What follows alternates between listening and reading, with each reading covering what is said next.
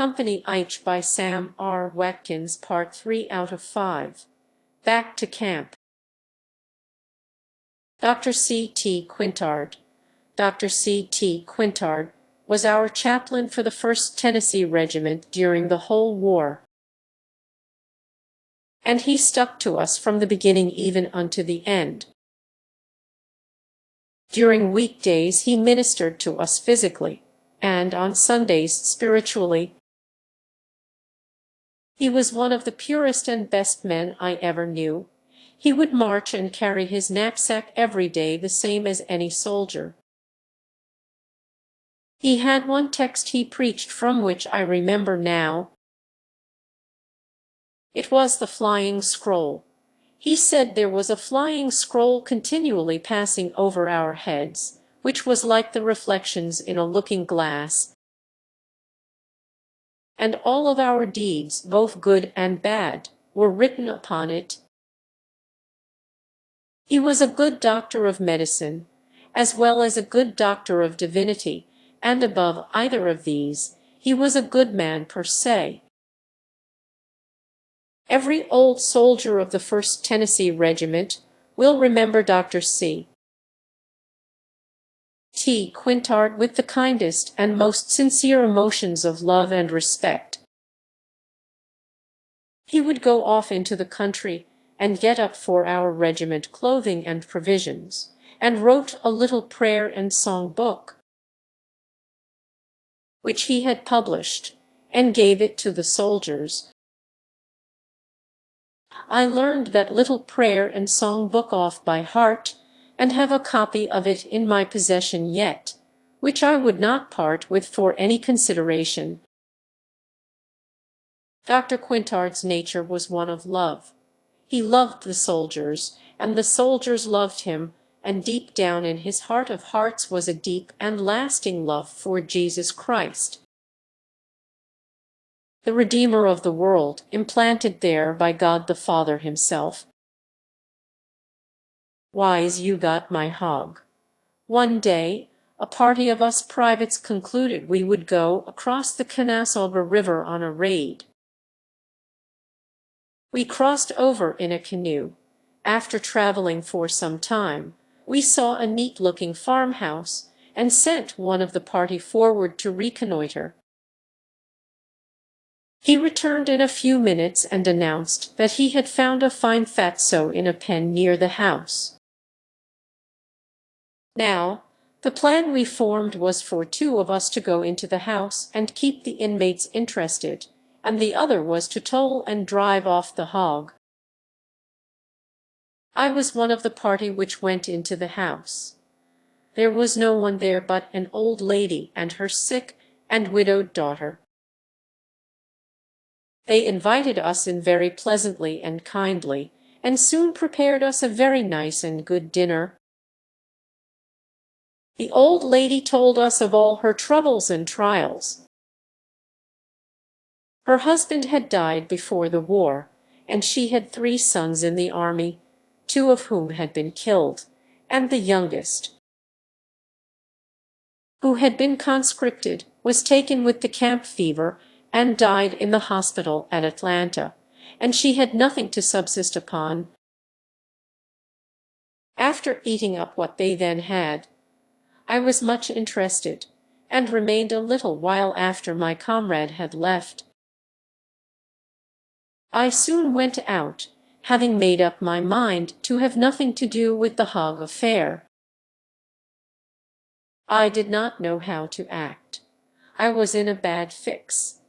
I had heard the gun fire and knew its portent.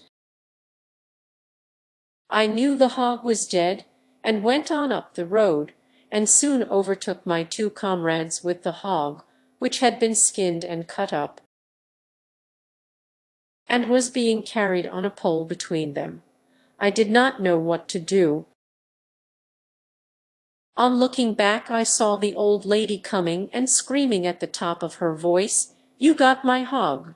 You got my hog!" It was too late to back out now. We had the hog, and had to make the most of it, even if we did ruin a needy and destitute family. We went on until we came to the Kennesaga River, when lo and behold, the canoe was on the other side of the river. It was dark then and getting darker, and what was to be done we did not know. The weather was as cold as blue blazes, and spitting snow from the northwest. That river had to be crossed that night. I undressed and determined to swim it, and went in, but the little thin ice at the bank cut my feet. I waded in a little further, but soon found I would cramp if I tried to swim it. I came out and put my clothes on, and thought of a gate about a mile back. We went back and took the gate off its hinges and carried it to the river and put it in the water, but soon found out that all three of us could not ride on it. So one of the party got on it and started across. He did very well until he came to the other bank, which was a high bluff. And if he got off the center of the gate it would capsize, and he would get a ducking. He could not get off the gate. I told him to pole the gate up to the bank, so that one side would rest on the bank, and then make a quick run for the bank. He thought he had got the gate about the right place, and then made a run, and the gate went under, and so did he, in water 10 feet deep. My comrade Fountsie, who was with me on the bank, laughed, I thought, until he had hurt himself. But with me, I assure you, it was a mighty sickly grin, and with the other one, Barclay J., it was anything but a laughing matter. To me he seemed a hero. Barclay did about to liberate me from a very unpleasant position. He soon returned with the canoe, and we crossed the river with the hog. We worried and tugged with it, and got it to camp just before daylight. I had a guilty conscience, I assure you. The hog was cooked, but I did not eat a piece of it. I felt that I had rather starve, and I believe that it would have choked me to death if I had attempted it. A short time afterward an old citizen from Maury County visited me. My father sent me, by him, a silver watch which I am wearing today and $800 in old issue Confederate money. I took $200 of the money, and had it funded for new issue 33 1/3 cents discount. The other $600 I sent to Vance Thompson, then on duty at Montgomery, with instructions to send it to my brother, Dave Watkins, Uncle Asaph Freeman, and J.E. Dixon, all of whom were in Wheeler's cavalry, at some other point I knew not where. After getting my money, I found that I had $133.33 1/3. I could not rest. I took $100 new issue, and going by my lone self back to the old lady's house. I said, "Madam, some soldiers were here a short time ago, and took your hog. I was one of that party, and I wish to pay you for it." "What was it worth?" "Well, sir," says she, "money is of no value to me. I cannot get any article that I wish. I would much rather have the hog." Says I, "Madam, that is an impossibility. Your hog is dead and eat up, and I have come to pay you for it." The old lady's eyes filled with tears. She said that she was perfectly willing to give the soldiers everything she had, and if she thought it had done us any good, she would not charge anything for it. "Well," says I, "Madam, Here is $100 new issue Confederate bill. Will this pay you for your hog? Well, sir, she says, drawing herself up to her full height, her cheeks flushed, and her eyes flashing. I do not want your money. I would feel that it was blood money. I saw that there was no further use to offer it to her. I sat down by the fire, and the conversation turned upon other subjects. I helped the old lady catch a chicken and old hen about the last she had for dinner, went with her in the garden and pulled a bunch of eschalots, brought 2 buckets of water, and cut and brought enough wood to last several days.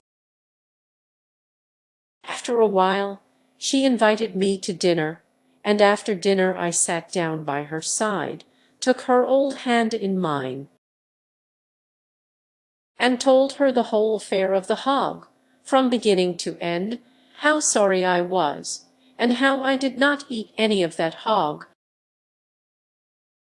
and asked her, as a special act of kindness and favor to me, to take the $100. That I felt bad about it, and if she would take it, it would ease my conscience.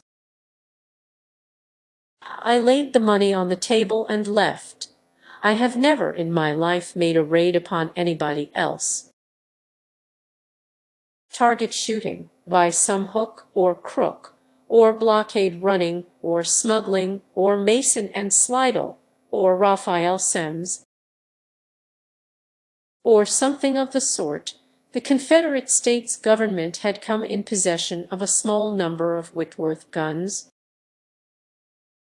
the finest long-range guns in the world, and a monopoly by the English government. They were to be given to the best shots in the army.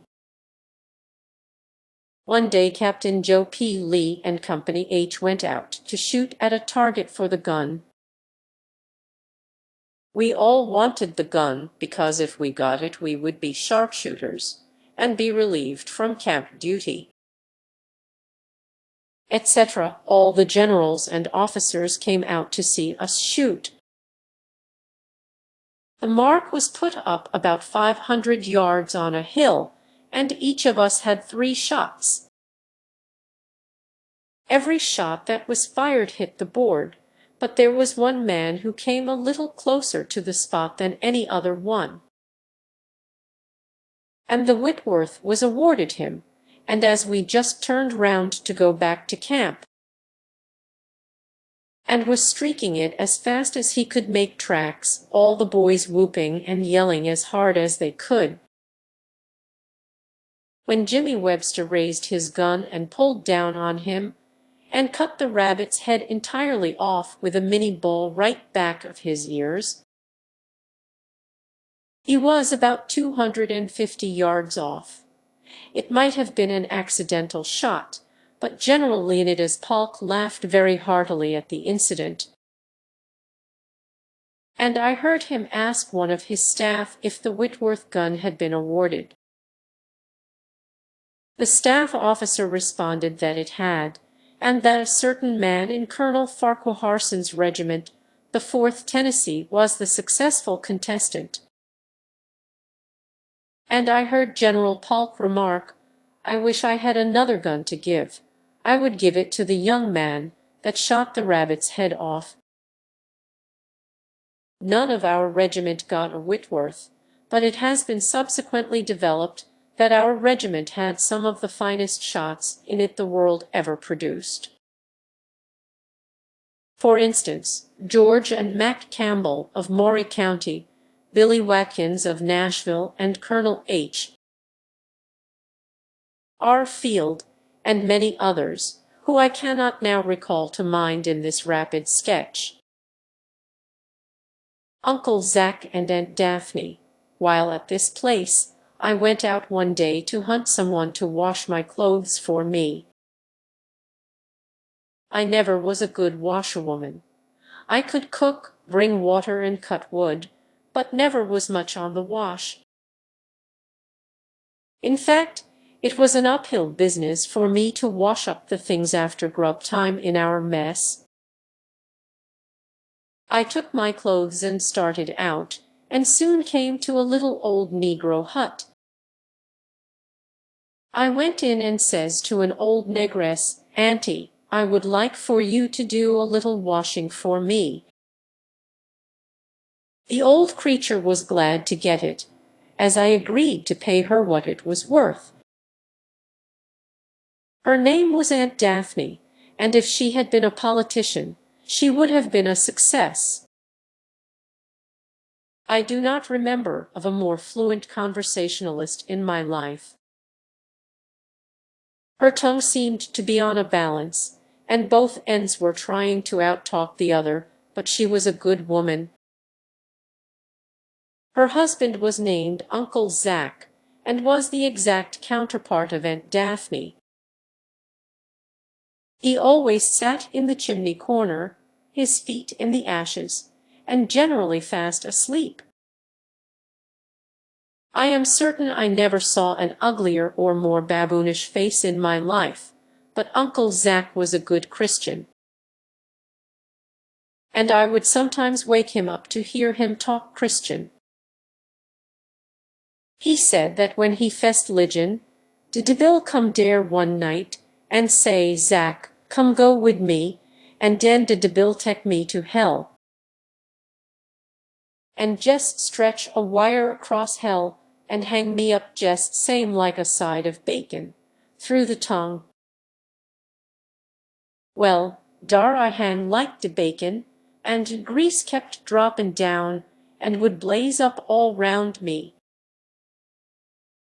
I jest stay dar and burn, and after while de devil come round wid his gun, and say, "Zack, I gwine to shoot you." And jest as he raised a gun, I jest jerk loose from dat wire, and I jest fly to heaven. Fly? Did you have wings? Oh, yes, sir, I had wings. Well, after you got to heaven, what did you do then? Well, I just went to eating grass like all the balance of de lambs. What, were they eating grass? Oh, yes, sir. Well, what color were the lambs, Uncle Zack? Well, sir, some of dem was white, and some black, and some spotted. Were there no old rams or ewes among them? No, sir, dey was all lambs. Well, Uncle Zack, what sort of a looking lamb were you? Well, sir, I was sort of specklish and brown-like. Old Zack begins to get sleepy. Did you have horns, Uncle Zack? Well, some of dem had little horns dat look like dey was jest sorter sprutin' like. Zack begins to nod and doze a little. Well, how often did they shear the lambs, Uncle Zack? Well, well, and Uncle Zack was fast asleep and snoring, and dreaming no doubt of the beautiful pastures glimmering above the clouds of heaven. Red tape. While here I applied for a furlough. Now, reader, here commenced a series of red tapeism that always had characterized the officers under Braggism. It had to go through every officer's hands, from corporal up, before it was forwarded to the next officer of higher grade. And so it passed through every officer's hands. He felt it his sworn and bound duty to find some informality in it, and it was brought back for correction according to his notions, you see. Well, after getting the corporal's consent and approval, it goes up to the sergeant. It ain't right, some informality, perhaps in the wording and spelling. Then the lieutenants had to have a say in it, and when it got to the captain, it had to be read and reread.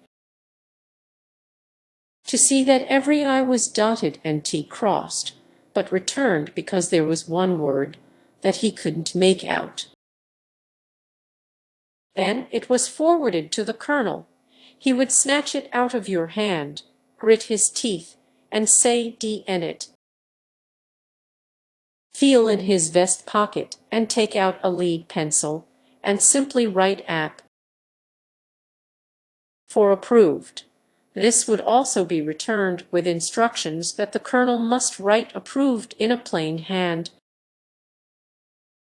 and with pen and ink. Then it went to the brigadier general. He would be engaged in a game of poker, and would tell you to call again, as he didn't have time to bother with those small affairs at present. I will see your 5 and raise you 10. I have a straight flush. Take the pot.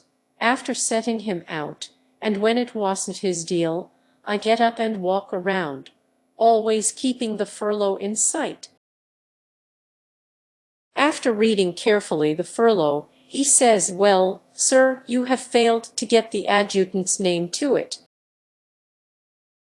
You ought to have the colonel and adjutant, and you must go back and get their signatures." After this, you go to the major general. He is an old aristocratic fellow who never smiles and tries to look as sour as vinegar. He looks at the furlough and looks down at the ground, holding the furlough in his hand in a kind of dreamy way, and then says, "Well, sir, this is all informal." You say, "Well, General, what is the matter with it?" He looks at you as if he hadn't heard you, and repeats very slowly, "Well, sir, this is informal," and hands it back to you. You take it, feeling all the while that you wished you had not applied for a furlough, and by summoning all the fortitude that you possess, you say in a husky and choking voice, "Well, General," you say the general in a sort of gulp and dry swallow. "What's the matter with the furlough?" You look askance, and he very languidly takes the furlough and glances over it, orders his Negro boy to go and feed his horse, asks his cook how long it will be before dinner, halloos at some fellow away down the hill that he would like for him to call at 4 o'clock this evening, and tells his adjutant to sign the furlough. The adjutant tries to be smart and polite, smiles a small both childlike and bland, rolls up his shirt sleeves, and winks one eye at you, gets a straddle of a camp stool, whistles a little stanza of Scottish, and with a big flourish of his pen, writes the major general's name in small letters, and his own the adjutant's in very large letters, bringing the pen under it with tremendous flourishes, and writes approved and forwarded. You feel relieved. You feel that the anaconda's coil had been suddenly relaxed. Then you start out to the lieutenant general. You find him. He is in a very learned and dignified conversation about the war in Chile. Well, you get very anxious for the war in Chile to get to an end. The general pulls his side whiskers, looks wise, and tells his adjutant to look over it, and, if correct, sign it. The adjutant does not deign to condescend to notice you. He seems to be full of gumbo or calf-tail soup, and does not wish his equanimity disturbed. He takes hold of the document, and writes the lieutenant general's name, and finishes his own name while looking in another direction, approved and forwarded. Then you take it up to the general. The guard stops you in a very formal way and asks, "What do you want?" You tell him. He calls for the orderly gives it to the adjutant, and you are informed that it will be sent to your colonel tonight, and given to you at roll call in the morning. Now, reader, the above is a pretty true picture of how I got my furlough. I get a furlough after going through all the formality of red tapeism and being snubbed with Tweedledum and Tweedledee. I got my furlough when it started out. It was on the cleanest piece of paper that could be found in Buck Lanier's sutler's store.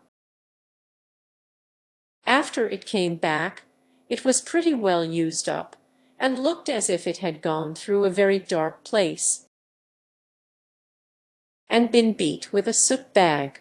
But, anyhow, I know that I did not appreciate my furlough half as much as I thought I would. I felt like returning it to the gentlemen with my compliments, declining their kind favors.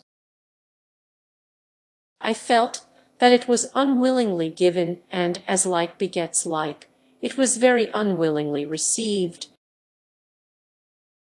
Honestly, I felt as if I had made a bad bargain, and was keen to rue the trade. I did not know what to do with it, but, anyhow, I thought I would make the best of a bad bargain. I got on the cars at Dalton. Now, here is a thing that I had long since forgotten about. It was the first-class passenger car that I had been in since I had been a soldier. The conductor passed around and handed me a ticket with these words on it: "If you wish to travel with ease, keep this ticket in sight, if you please, and if you wish to take a nap, just stick this in your hat or cap." This was the poetry, reader, that was upon the ticket. The conductor called around every now and then, especially if you were asleep, to look at your ticket. And every now and then a captain and a detail of 3 soldiers would want to look at your furlough. I thought before I got to Selma, Alabama, that I wished the ticket and furlough both were in the bottom of the ocean, and myself back in camp. Everywhere I went someone wanted to see my furlough. Before I got my furlough, I thought it sounded big. Furlough was a war word, and I did not comprehend its meaning until I got one. The very word furlough made me sick then. I feel fainty now whenever I think of furlough. It has a sickening sound in the ring of it. Furlough, furlock, it ought to have been called. Every man I met had a furlough. In fact, it seemed to have the very double extract of romance about it. For 2 men who I knew had never been in the army in their lives, all had furloughs. Where so many men ever got furloughs from I never knew, but I know now. They were like the old bachelor who married the widow with 10 children. He married a ready-made family. They had ready-made furloughs. But I have said enough on the furlough question. It enthralled me. Let it pass. Don't want any more furloughs. But while on my furlough, I got with Captain G. M. V. Kinzer, a fine-dressed and handsome cavalry captain, whom all the ladies, as they do at the present day, fell in love with. The captain and myself were great friends. The captain gave me his old coat to act captain in, but the old thing wouldn't act. I would keep the collar turned down. One night we went to call on a couple of beautiful and interesting ladies near Selma. We chatted the girls until the wee sma hours of morning, and when the young ladies retired, remarked that they would send a servant to show us to our room. We waited, no servant came. The captain and myself snoozed it out as best we could. About daylight the next morning the captain and myself thought that we would appear as if we had risen very early, and began to move about, and opening the door, there lay a big black negro on his knees and face. Now, reader, what do you suppose that negro was doing? You could not guess in a week. The black rascal, hideous, terrible to contemplate, vile, outrageous, well, words cannot express it. What do you suppose he was doing? He was fast asleep. He had come thus far, and could go no further, and fell asleep. There is where the captain and myself found him at daylight the next morning. We left for Selma immediately after breakfast, leaving the family in ignorance of the occurrence. The captain and myself had several other adventures, but the captain always had the advantage of me. He had the good clothes and the good looks, and got all the good presents from the pretty young ladies well. You might say, cut me out on all occasions. That's what makes me despise a furlough. But then furlough sounds big, you number chapter Roman 12. 100 Days Battle, Rocky Face Ridge. When I got back to Dalton, I found the Yankee army advancing. They were at Rocky Face Ridge. Now for old Joe's generalship. We have seen him in camp, now we will see him in action. We are marched to meet the enemy. We occupy Turner's Gap at Tunnel Hill. Now, come on, Mr. Yank, we are keen for an engagement. It is like a picnic. The soldiers are ruddy and fat and strong. Whoop, whoop, hurrah, come on, Mr. Yank. We form line of battle on top of Rocky Face Ridge, and here we are face to face with the enemy. Why don't you unbottle your thunderbolts and dash us to pieces? Ha, here it comes, the boom of cannon, and the bursting of a shell in our midst. Ha ha, give us another blizzard, boom, boom, that's all right, you ain't hurting nothing. Hold on, boys, says a sharpshooter, armed with a Whitworth gun, I will stop that racket. Wait until I see her smoke again. Boom, boom, the keen crack of the Whitworth rings upon the frosty morning air. The cannoneers are seen to lie down. Something is going on. Yes, yonder is a fellow being carried off on a litter. Bang, bang goes the Whitworth, and the battery is seen to limber to the rear.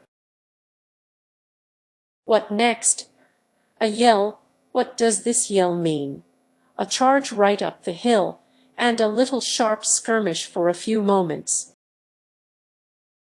We can see the Yankee line. They are resting on their arms. The valley below is full of blue coats, but a little too far off to do any execution. Old Joe walks along the line. He happens to see the blue coats in the valley in plain view. Company H is ordered to fire on them. We take deliberate aim and fire a solid volley of Minnie balls into their midst. We see a terrible consplutterment among them, and know that we have killed and wounded several of Sherman's incendiaries. They seem to get mad at our audacity, and 10 pieces of cannon are brought up, and pointed right toward us. We see the smoke boil up, and a moment afterwards the shell is roaring and bursting right among us. Ha ha ha. That's funny, we love the noise of battle. Captain Joe P. Lee orders us to load and fire at will upon these batteries. Our Enfields crack keen and sharp, and ha, ha, ha, look yonder. The Yankees are running away from their cannon, leaving two pieces to take care of themselves. Yonder goes a dash of our cavalry. They are charging right up in the midst of the Yankee line. 3 men are far in advance. Look out, boys, what does that mean? Our cavalry are falling back, and the 3 men are cut off. They will be captured, sure. They turn to get back to our lines. We can see the smoke boil up, and hear the discharge of musketry from the Yankee lines. 1 man's horse is seen to blunder and fall. 1 man reels in his saddle, and falls a corpse, and the other is seen to surrender. But, look yonder, the man's horse that blundered and fell is up again. He mounts his horse in 50 yards of the whole Yankee line, is seen to lie down on his neck, and is spurring him right on toward the solid line of bluecoats. Look how he rides, and the ranks of the bluecoats open. Hurrah for the brave rebel boy! He has passed and is seen to regain his regiment. I afterwards learned that that brave rebel boy was my own brother Dave, who at that time was not more than 16 years old. The one who was killed was named Grimes, and the one captured was named Hauser, and the regiment was the 1st Tennessee Cavalry, then commanded by Colonel J.H. Lewis. You could have heard the cheers from both sides. It seemed 4 miles. John Branch raised the tune, in which the whole 1st and 27th regiments joined in. Cheer, boys, cheer! We are marching on to battle. Cheer, boys, cheer, for our sweethearts and our wives. Cheer, boys, cheer! We will nobly do our duty, and give to the South our hearts, our arms, our lives. Old Lincoln, with his hireling hosts, will never whip the South, shouting the battle cry of freedom. All this is taking place while the Yankees are fully 1,000 yards off. We can see every movement that is made, and we know that Sherman's incendiaries are already hacked. Sherman himself is a coward, and dares not try his strength with old Joe. Sherman never fights. All that he is after is marching to the sea, while the world looks on and wonders, what a flank movement, yes. Sherman is afraid of Minnie balls, and tries the flank movement.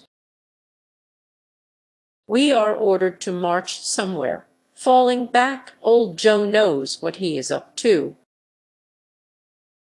Every night we change our position. The morrow's sun finds us face to face with the Yankee lines. The troops are in excellent spirits. Yonder are our big guns, our cavalry, Forrest and Wheeler, our sharpshooters. And here is our wagon and supply train, right in our midst. The private's tread is light, his soul is happy. Another flank movement tomorrow finds us face to face.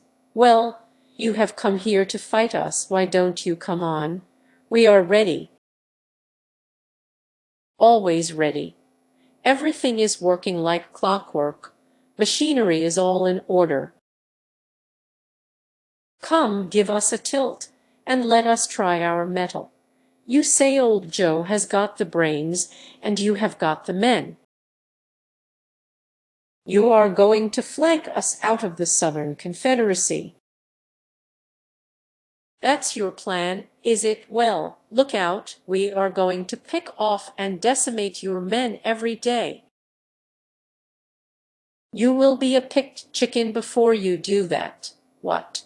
The Yankees are at Resaca, and have captured the bridge across the Oostenaula River. Well, now, that's business that has the old ring in it.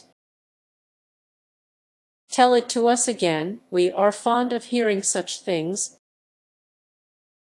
The Yankees are tearing up the railroad track between the tank and Resaca. Let's hear it again. The Yankees have opened the attack. We are going to have a battle. We are ordered to strip for the fight. That is to take off our knapsacks and blankets, and to detail Bev. White to guard them. Keep closed up. Men, the skirmish line is firing like popping firecrackers on a Christmas morning. Every now and then the boom of a cannon and the screaming of a shell. Ah ha ha, that has the right ring. We will make Sherman's incendiaries tell another tale in a few moments. When halt, about face, well, what's the matter now? Simply a flank movement. All right, we march back, retake our knapsacks and blankets, and commence to march toward Resaca. Tom Tucker's rooster crows, and John Branch raises the tune, just 20 years ago, and after we sing that out, he winds up with, there was an ancient individual whose cognomen was Uncle Edward, and the old woman who kept a peanut stand, and a big policeman stood by with a big stick in his hand. And Arthur Fulgham halloos out, all right, go ahead, toot, toot, toot, puff, puff, puff, tickets, gentlemen. Tickets, and the Maury Grays raise the yell, all aboard for Culleoka, while Walker Coleman commences the song. I's gwine to join the rebel band, fightin' for my home. Thus we go, marching back to Resaca. Battle of Resaca. Well, you want to hear about shooting and banging. Now, gentle reader, don't you? I am sorry I cannot interest you on this subject. See history. The Yankees had got breeches hold on us. They were 10 miles in our rear, had cut off our possibility of a retreat. The wire bridge was in their hands, and they were on the railroad in our rear. But we were moving. There was no mistake in that. Our column was firm and strong. There was no excitement, but we were moving along as if on review. We passed old Joe and his staff. He has on a light or mole-colored hat, with a black feather in it. He is listening to the firing going on at the front. One little cheer, and the very ground seems to shake with cheers. Old Joe smiles as blandly as a modest maid, raises his hat in acknowledgment, makes a polite bow, and rides toward the firing. Soon we are thrown into line of battle, in support of Polk's corps. We belong to Hardee's corps. Now Polk's corps advances to the attack, and Hardee's corps 50 or 75 yards in the rear. A thug, thug, thug. The balls are decimating our men. We can't fire. Polk's corps is in front of us.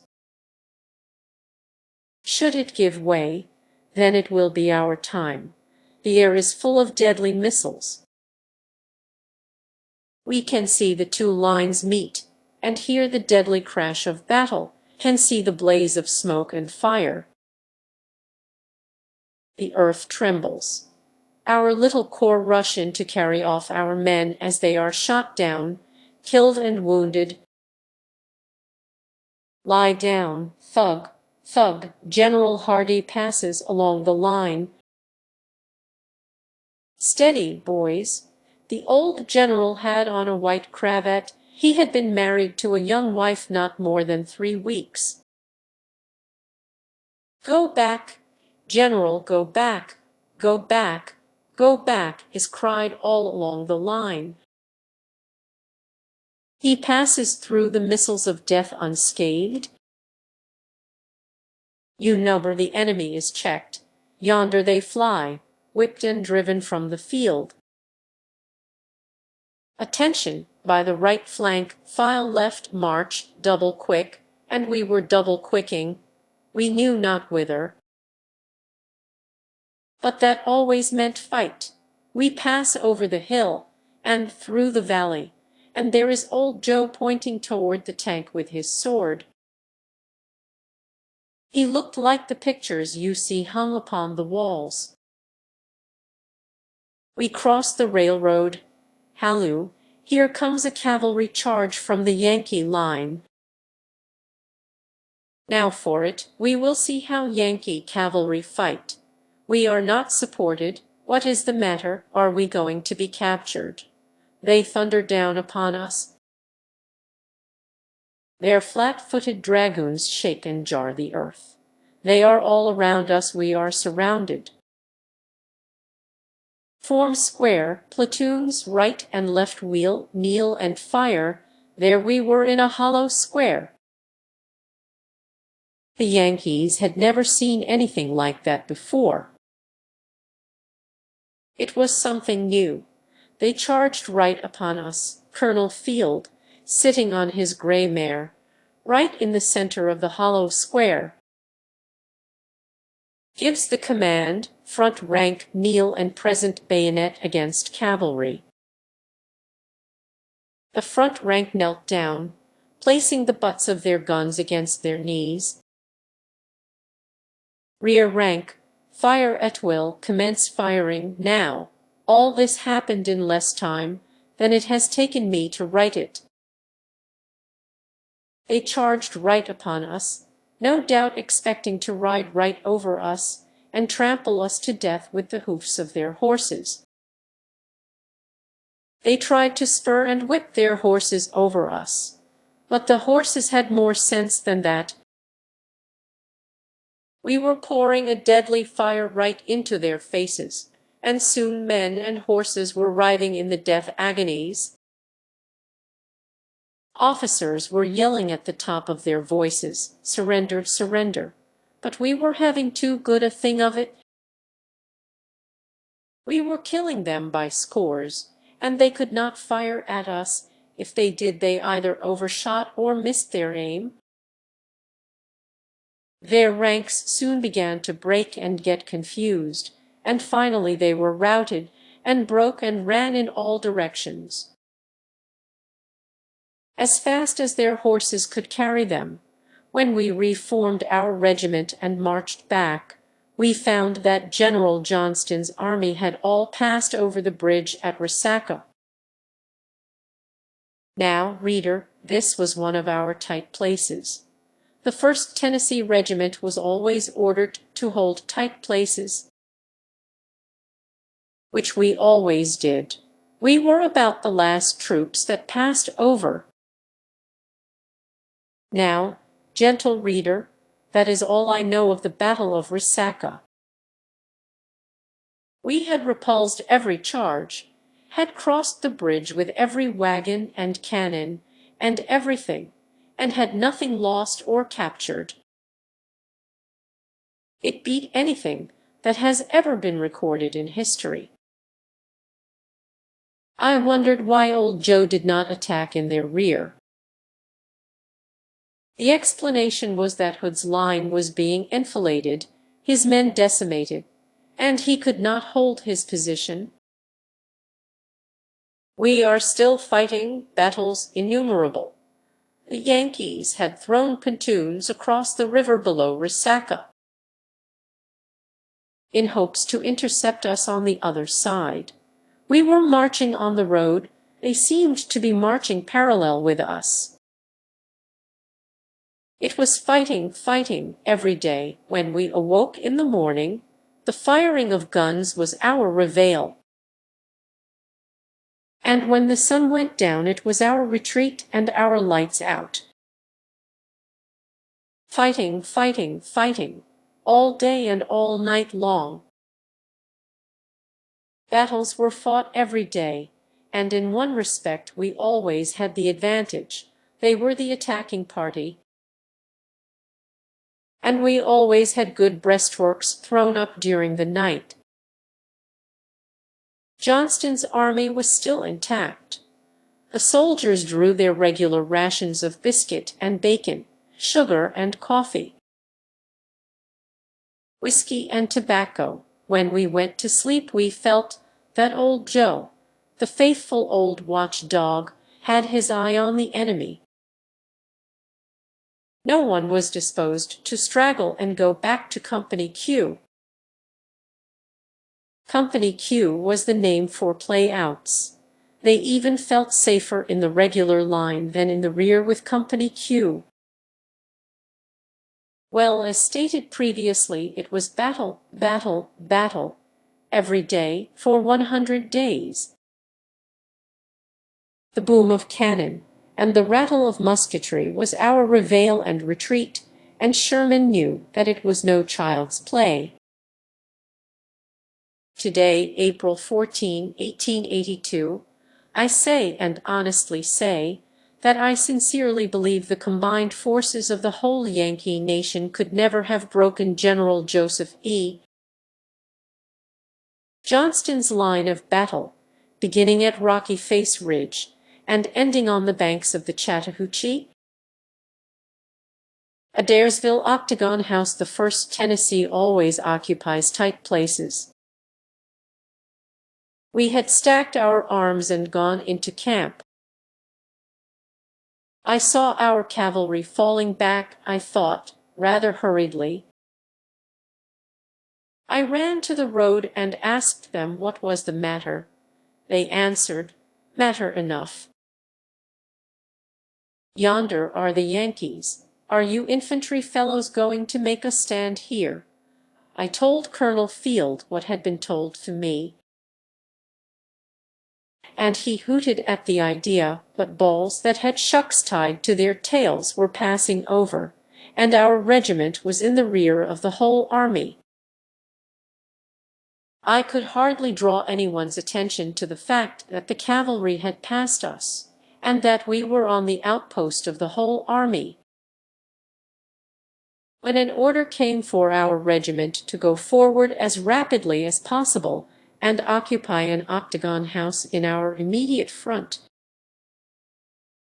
the Yankees were about 100 yards from the house on one side, and we about 100 yards on the other. The race commenced as to which side would get to the house first. We reached it, and had barely gotten in, when they were bursting down the paling of the yard on the opposite side. The house was a fine brick, octagon in shape, and as perfect a fort as could be desired. We ran to the windows, upstairs, downstairs, and in the cellar.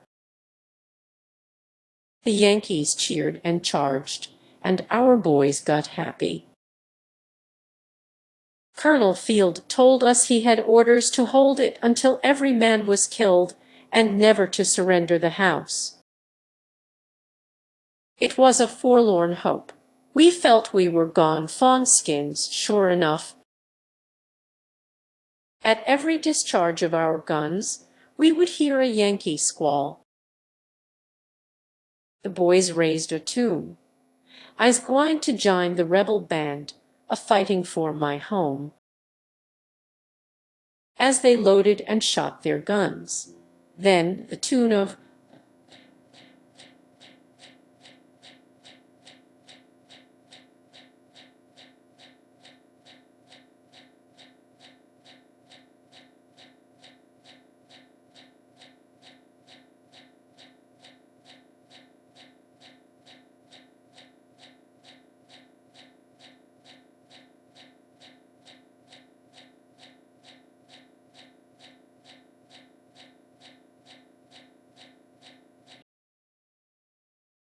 Cheer, boys, cheer! We are marching on to battle. Cheer, boys, cheer, for our sweethearts and our wives. Cheer, boys, cheer! We will nobly do our duty, and give to the South our hearts, our arms, our lives. Our cartridges were almost gone, and Lieutenant Joe Carney, Joe Sewell, and Billy Carr volunteered to go and bring a box of 1,000 cartridges. They got out of the back window, and through that hail of iron and lead, made their way back with the box of cartridges.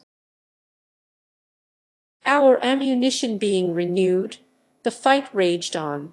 Captain Joe P. Lee touched me on the shoulder and said, "Sam, please let me have your gun for one shot." He raised it to his shoulder and pulled down on a fine-dressed cavalry officer, and I saw that Yankee tumble. He handed it back to me to reload. About 12 o'clock, midnight, the 154th Tennessee, commanded by Colonel Majevny, came to our relief. The firing had ceased, and we abandoned the Octagon House. Our dead and wounded, there were 30 of them, were in strange contrast with the furniture of the house. Fine chairs, sofas, settees, pianos, and Brussels carpeting being made the death-bed of brave and noble boys, all saturated with blood. Fine lace and damask curtains, all blackened by the smoke of battle. Fine bureaus and looking-glasses and furniture being riddled by the rude missiles of war. Beautiful pictures in gilt frames, and a library of valuable books, all shot and torn by musket and cannon balls. Such is war. Kennesaw Line. The battles of the Kennesaw Line were fought for weeks.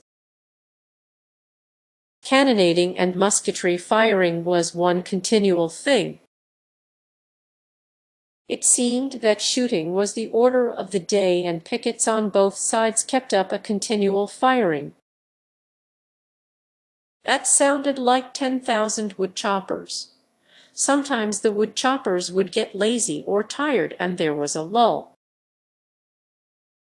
But you could always tell when the old guard had been relieved, by the accelerated chops of the woodchoppers. Am detailed to go into the enemy's lines. One day our orderly sergeant informed me that it was my regular time to go on duty, and to report to Captain Beasley of the 27th. I reported to the proper place, and we were taken to the headquarters of General Leonidas Polk. We had to go over into the enemy's lines, and make such observations as we could, and report back by daylight in the morning. Our instructions were to leave everything in camp except our guns and cartridge boxes. These were to be carried, but under no circumstances to be used, except in case of death itself. We were instructed to fall in the rear of our relief guard, which would go out about sunset. Not to attract their attention, but to drop out one or two at a time to pass the Yankee picket as best we could. Even if we had to crawl on our bellies to do so, to go over in the Yankee lines, and to find out all we could, without attracting attention if possible. These were our instructions. You may be sure my heart beat like a muffled drum when I heard our orders. I felt like making my will, but, like the boy who was passing the graveyard, I tried to whistle to keep my spirits up. We followed the relief guard, and one by one stepped off from the rear. I was with two others, Arnold Zellner and T.C. Dornan. We found ourselves between the picket lines of the two armies. Fortune seemed to favor us. It was just getting dusky twilight, and we saw the relief guard of the Yankees just putting on their picket. They seemed to be very mild, inoffensive fellows. They kept a-looking over toward the rebel lines, and would dodge if a twig cracked under their feet. I walked on as if I was just relieved, and had passed their lines, when I turned back, and says I, "Captain, what guard is this?" He answered, "Nien botched, you bet," is what I understood him to say. "What regiment are you from?" "Ben bicht mir ein Riefel fab Bayern." "What regiment is your detail from?" "I du Main got Donnermitter Steffel Switzer." I had to give it up. I had run across the detail of a Dutch regiment. I passed on and came to the regular line of breastworks, and there was an old Irishman sitting on a stump grinding coffee. "General McCook's brigade, be jabbers," he answered to my inquiry as to what regiment it was. Right in front of me the line was full of Irish soldiers, and they were cooking supper. I finally got over their breastworks, and was fearful I would run into some camp or headquarter guard,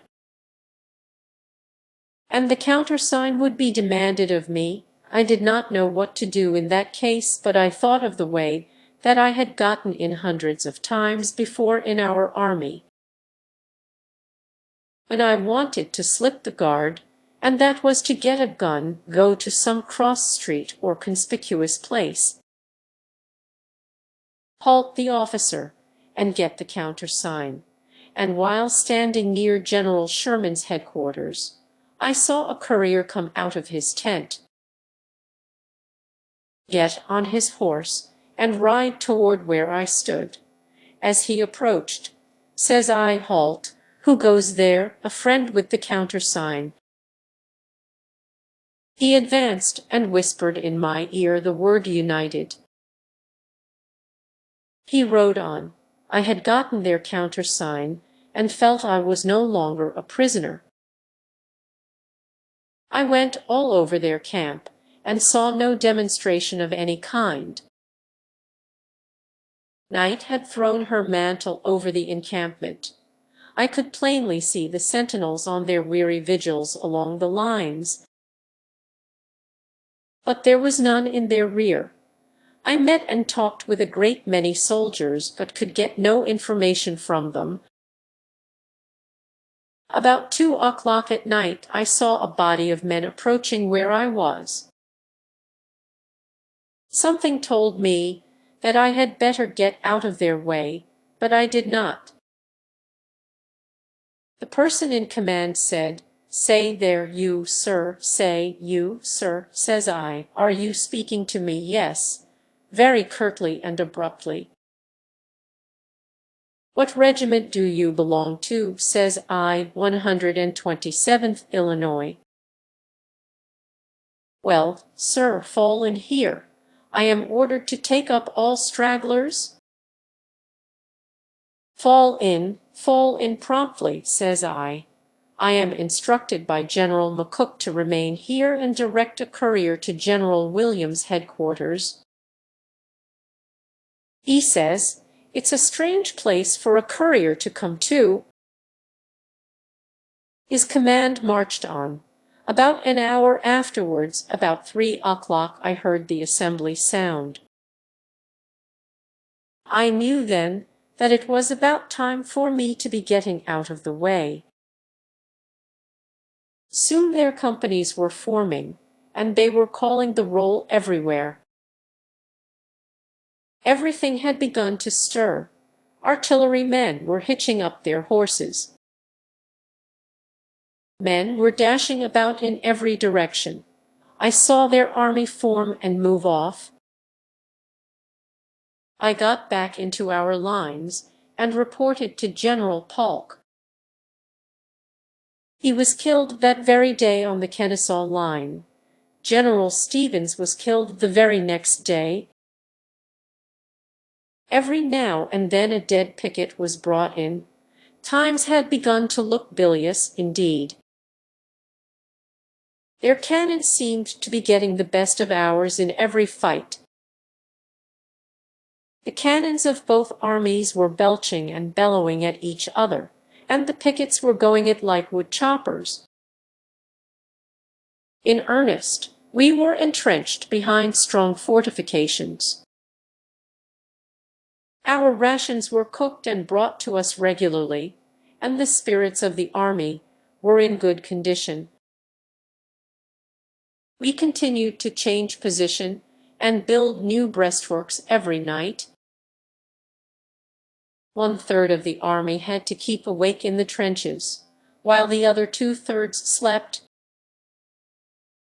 But everything was so systematized that we did not feel the fatigue. Pine Mountain death of General Leonidas Polk had gone forward with some of his staff to the top of Pine Mountain to reconnoiter as far as was practicable the position of the enemy in our front. While looking at them with his field glass, a solid shot from the Federal guns struck him on his left breast, passing through his body and through his heart. I saw him while the infirmary corps were bringing him off the field. He was as white as a piece of marble, and a most remarkable thing about him was that not a drop of blood was ever seen to come out of the place through which the cannon ball had passed. My pen and ability is inadequate to the task of doing his memory justice. Every private soldier loved him, second to Stonewall Jackson. His loss was the greatest the South ever sustained. When I saw him there dead, I felt that I had lost a friend whom I had ever loved and respected, and that the South had lost one of her best and greatest generals. His soldiers always loved and honored him. They called him Bishop Polk. Bishop Polk was ever a favorite with the army, and when any position was to be held, and it was known that Bishop Polk was there, we knew and felt that all was well. Golgotha Church, General Lucius E. Polk wounded on this Kennesaw line near Golgotha Church. One evening about 4 o'clock, our Confederate line of battle and the Yankee line came in close proximity. If I mistake not, it was a dark, drizzly, rainy evening. The cannon balls were ripping and tearing through the bushes. The two lines were in plain view of each other. General Pat Cleburne was at this time commanding Hardee's corps, and General Lucius E. Polk was in command of Cleburne's division. General John C. Brown's division was supporting Cleburne's division, or rather in echelon. Every few moments, a raking fire from the Yankee lines would be poured into our lines, tearing limbs off the trees, and throwing rocks and dirt in every direction, but I never saw a soldier quail or even dodge. We had confidence in Old Joe, and were ready to march right into the midst of battle at a moment's notice. While in this position, a bomb loaded with shrapnel and grape shot came ripping and tearing through our ranks, wounding General Lucius E. Polk and killing some of his staff. And, right here, I deem it not inappropriate to make a few remarks as to the character and appearance of so brave and gallant an officer. At this time, he was about 25 years old, with long black hair that curled, a gentle and attractive black eye that seemed to sparkle with love rather than chivalry, and were it not for a young mustache and goatee that he usually wore, he would have passed for a beautiful girl. In his manner he was as simple and guileless as a child, and generous almost to a fault. Enlisting in the 1st Arkansas Regiment as a private soldier, and serving for 12 months as orderly sergeant. At the reorganization, he was elected colonel of the regiment, and afterwards, on account of merit and ability, was commissioned brigadier general, distinguishing himself for conspicuous bravery and gallantry on every battlefield, and being scalped by a Minnie ball at Richmond, Kentucky, which scar marks its furrow on top of his head today. In every battle he was engaged in, he led his men to victory, or held the enemy at bay, while the surge of battle seemed against us. He always seemed the successful general who would snatch victory out of the very jaws of defeat. In every battle, Polk's brigade, of Cleburn's division, distinguished itself, almost making the name of Cleburne as the Stonewall of the West. Polk was to Cleburne what Murat or the Old Guard was to Napoleon. And at the Battle of Chickamauga, when it seemed that the Southern army had nearly lost the battle, General Lucius E. Polk's brigade made the most gallant charge of the war, turning the tide of affairs and routing the Yankee army. General Polk himself led the charge in person, and was the first man on top of the Yankee breastworks by General D. H.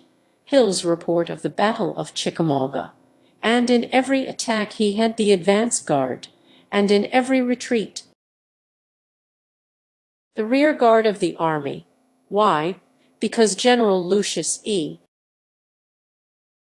Polk and his brave soldiers never faltered, and with him as leader, the general commanding the army knew that all was well.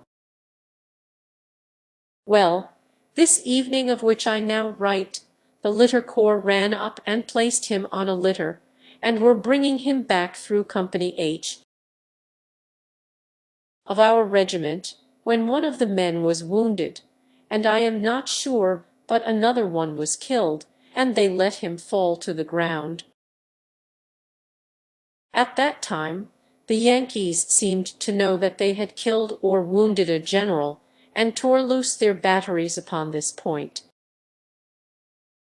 The dirt and rocks were flying in every direction, when Captain Joe P.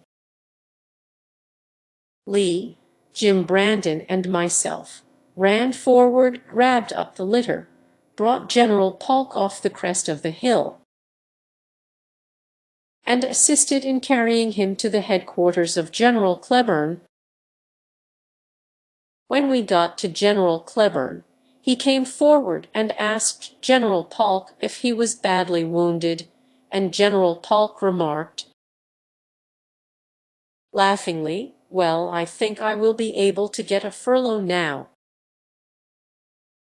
This is a fact. General Polk's leg had been shot almost entirely off. I remember the foot part being twisted clear around, and lying by his side, while the blood was running through the litter in a perfect stream. I remember, also, that General Cleburne dashed a tear from his eye with his hand, and saying, "Poor fellow," at once galloped to the front, and ordered an immediate advance of our lines. Cleburne's division was soon engaged. Night coming on prevented a general engagement, but we drove the Yankee line 2 miles. Dead angle. The 1st and 27th Tennessee regiments will ever remember the Battle of Dead Angle. which was fought June 27th on the Kennesaw Line near Marietta, Georgia. It was one of the hottest and longest days of the year, and one of the most desperate and determinedly resisted battles fought during the whole war. Our regiment was stationed on an angle, a little spur of the mountain, or rather promontory of a range of hills,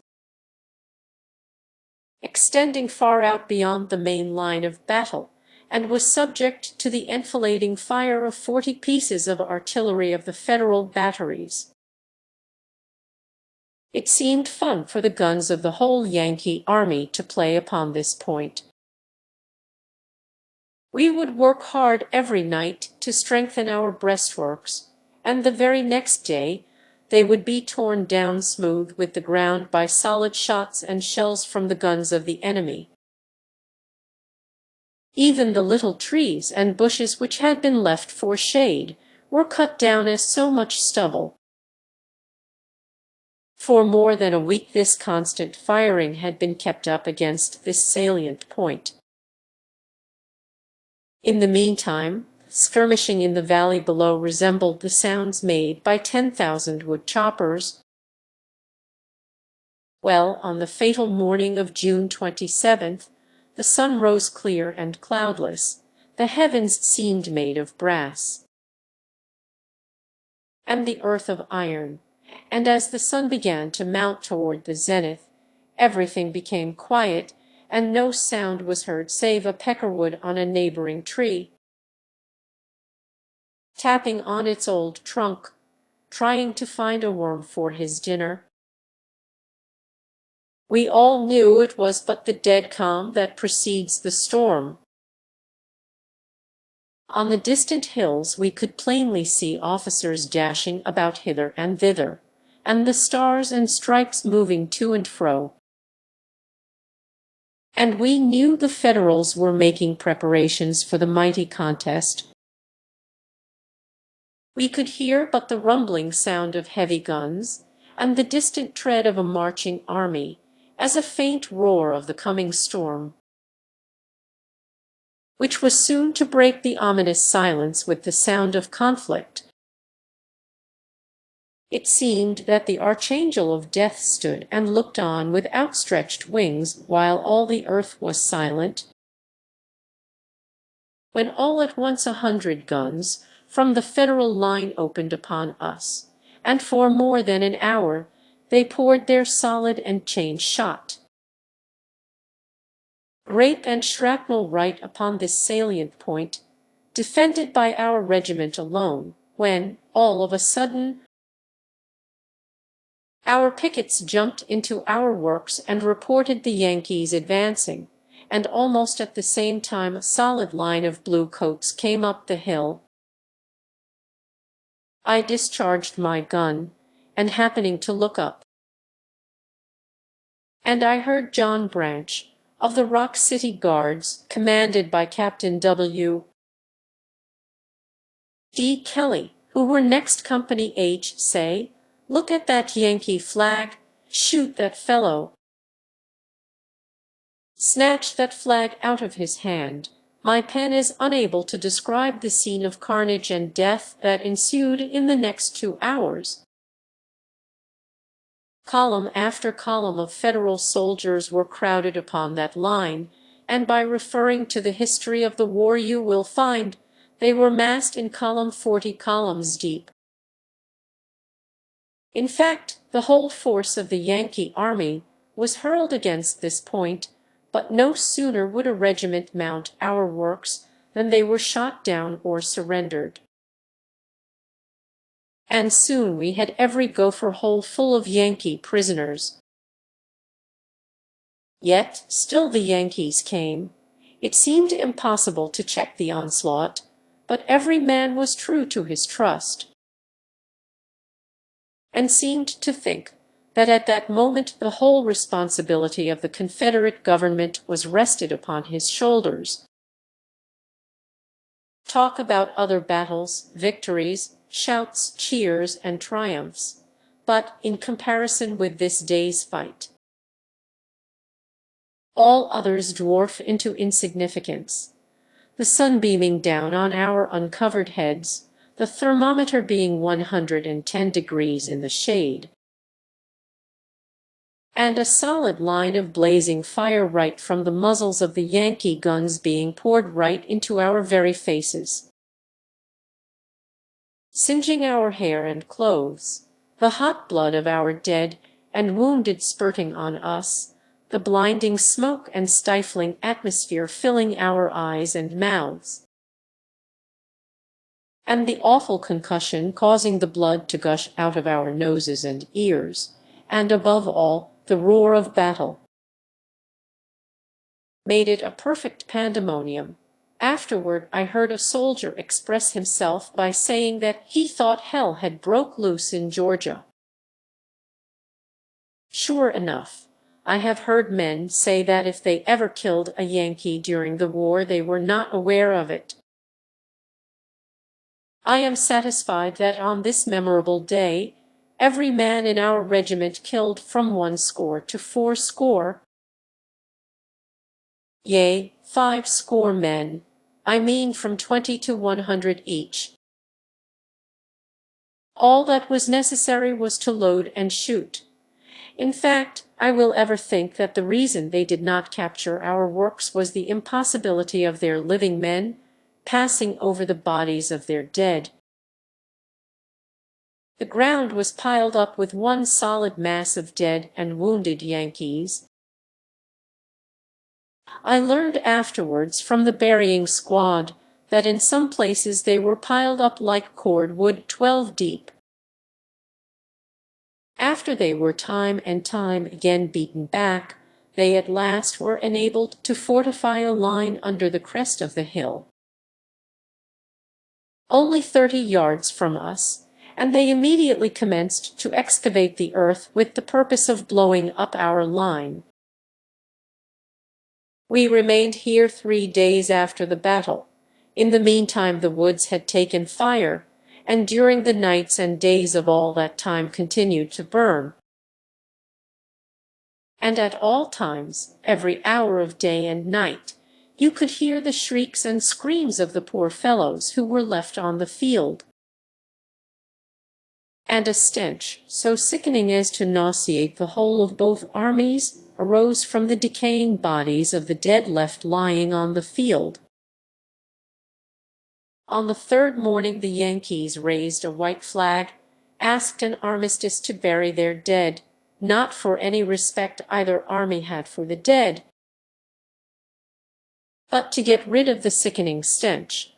I get sick now when I happen to think about it. Long and deep trenches were dug, and hooks made from bayonets crooked for the purpose, and all the dead were dragged and thrown pell-mell into these trenches. Nothing was allowed to be taken off the dead, and finely dressed officers, with gold watch chains dangling over their vests, were thrown into the ditches. During the whole day both armies were hard at work, burying the Federal dead. Every member of the 1st and 27th Tennessee regiments deserves a wreath of imperishable fame and a warm place in the hearts of their countrymen for their gallant and heroic valor at the Battle of Dead Angle. No man distinguished himself above another. All did their duty, and the glory of one is but the glory and just tribute of the others. After we had abandoned the line, and on coming to a little stream of water, I undressed for the purpose of bathing, and after undressing found my arm all battered and bruised and bloodshot from my wrist to my shoulder, and as sore as a blister. I had shot 120 times that day. My gun became so hot that frequently the powder would flash before I could ram home the ball, and I had frequently to exchange my gun for that of a dead comrade. Colonel H.R. Field was loading and shooting the same as any private in the ranks when he fell off the skid from which he was shooting right over my shoulder. Shot through the head.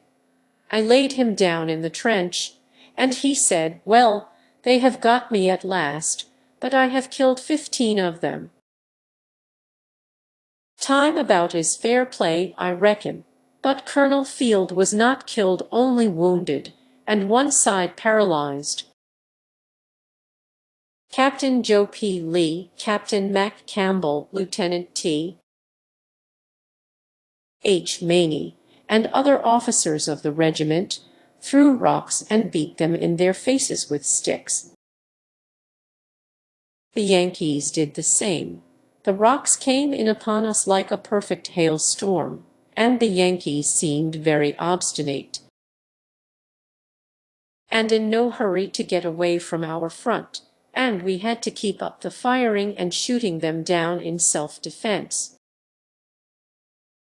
They seemed to walk up and take death as coolly as if they were automatic or wooden men, and our boys did not shoot for the fun of the thing. It was, verily, a life-and-death grapple, and the least flicker on our part would have been sure death to all. We could not be reinforced on account of our position, and we had to stand up to the rack, fodder or no fodder. When the Yankees fell back, and the firing ceased, I never saw so many broken down and exhausted men in my life.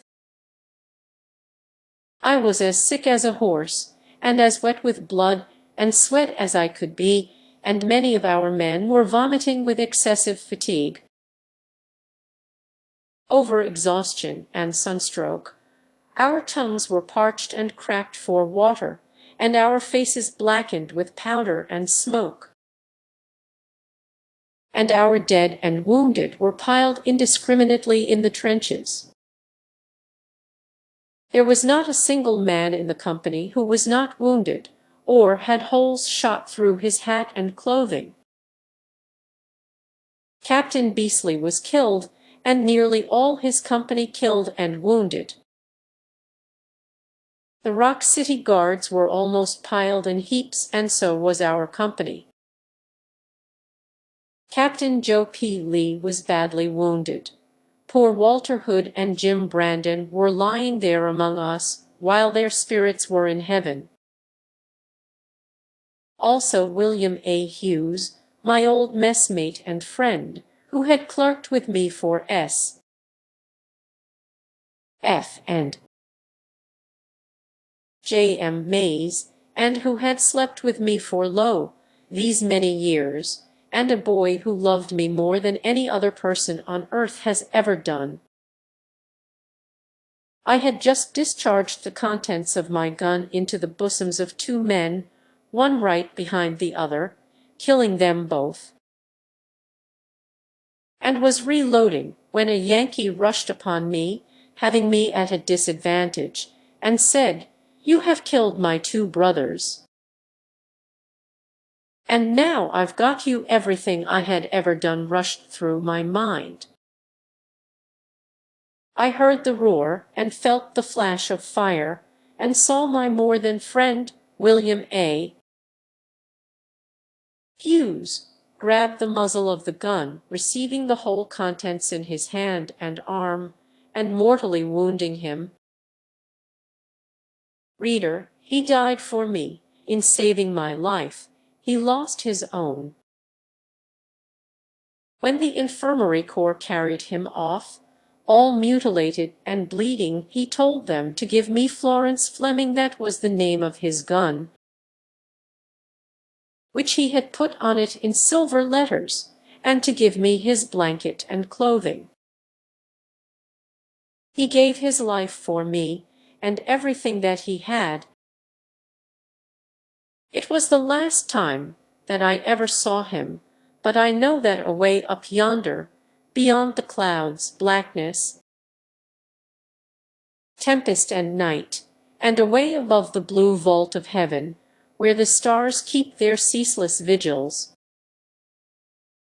away up yonder in the golden city of the New Jerusalem, where God and Jesus Christ, our Savior, ever reign. We will sometime meet at the marriage supper of the Son of God, who gave his life for the redemption of the whole world.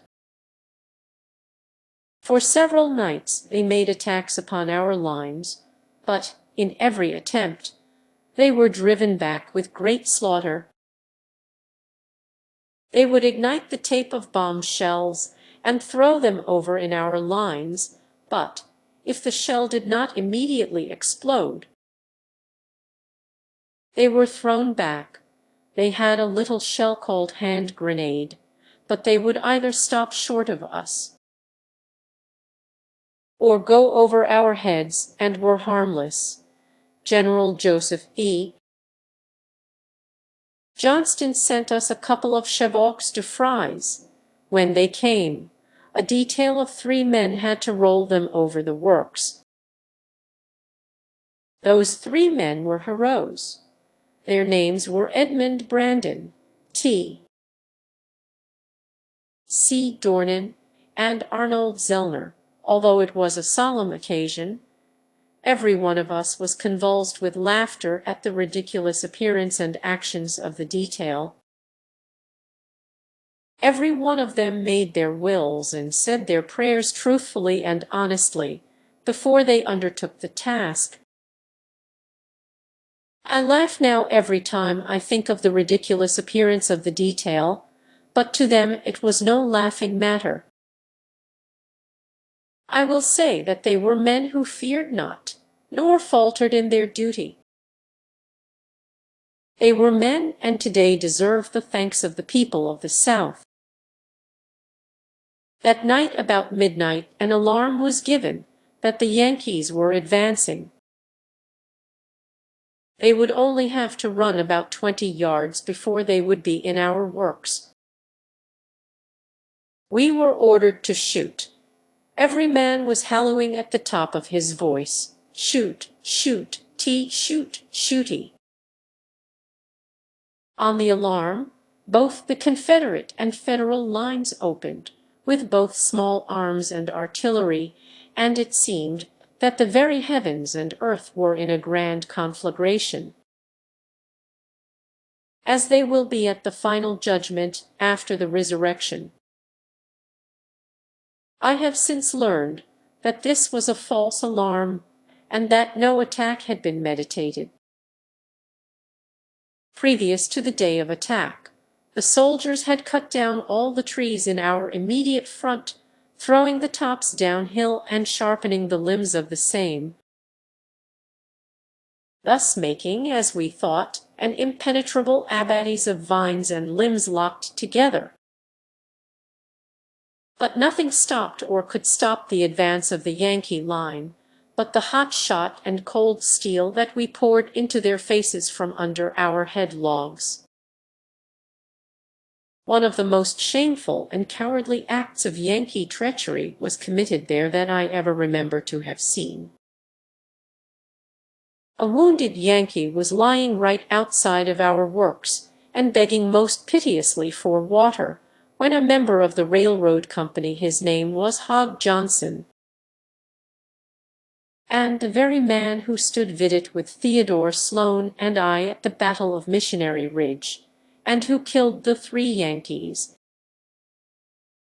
one night, from Fort Horsley, got a canteen of water, and gave the dying Yankee a drink, and as he started back, he was killed dead in his tracks by a treacherous Yankee hid behind a tree.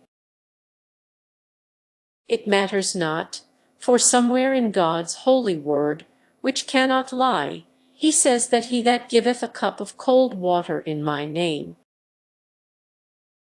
shall not lose his reward, and I have no doubt, reader, in my own mind, that the poor fellow is reaping his reward in Emmanuel's land with the good and just.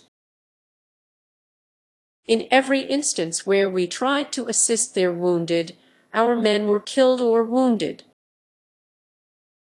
A poor wounded and dying boy, not more than 16 years of age, asked permission to crawl over our works. And when he had crawled to the top, and just as Blair Webster and I reached up to help the poor fellow, he, the Yankee, was killed by his own men. In fact, I have ever thought that is why the slaughter was so great in our front. That nearly, if not as many, Yankees were killed by their own men as by us. The brave ones who tried to storm and carry our works were simply between two fires. It is a singular fanaticism and curious fact that enters the mind of a soldier that it is a grand and glorious death to die on a victorious battlefield. One morning the 6th and 9th regiments came to our assistance, not to relieve us but only to assist us. And every member of our regiment, 1st and 27th, got as mad as a wet hen. They felt almost insulted, and I believe we would soon have been in a free fight had they not been ordered back. As soon as they came up, every one of us began to say, "Go back, go back, we can hold this place, and by the eternal God we are not going to leave it." General Johnston came there to look at the position, and told us that a transverse line was about 100 yards in our rear, and should they come on us too heavy to fall back to that line, when almost every one of us said, "You go back and look at other lines. This place is safe, and can never be taken." And then, when they had dug a tunnel under us to blow us up, we laughed, yea, even rejoiced, at the fact of soon being blown sky high. Yet, not a single man was willing to leave his post.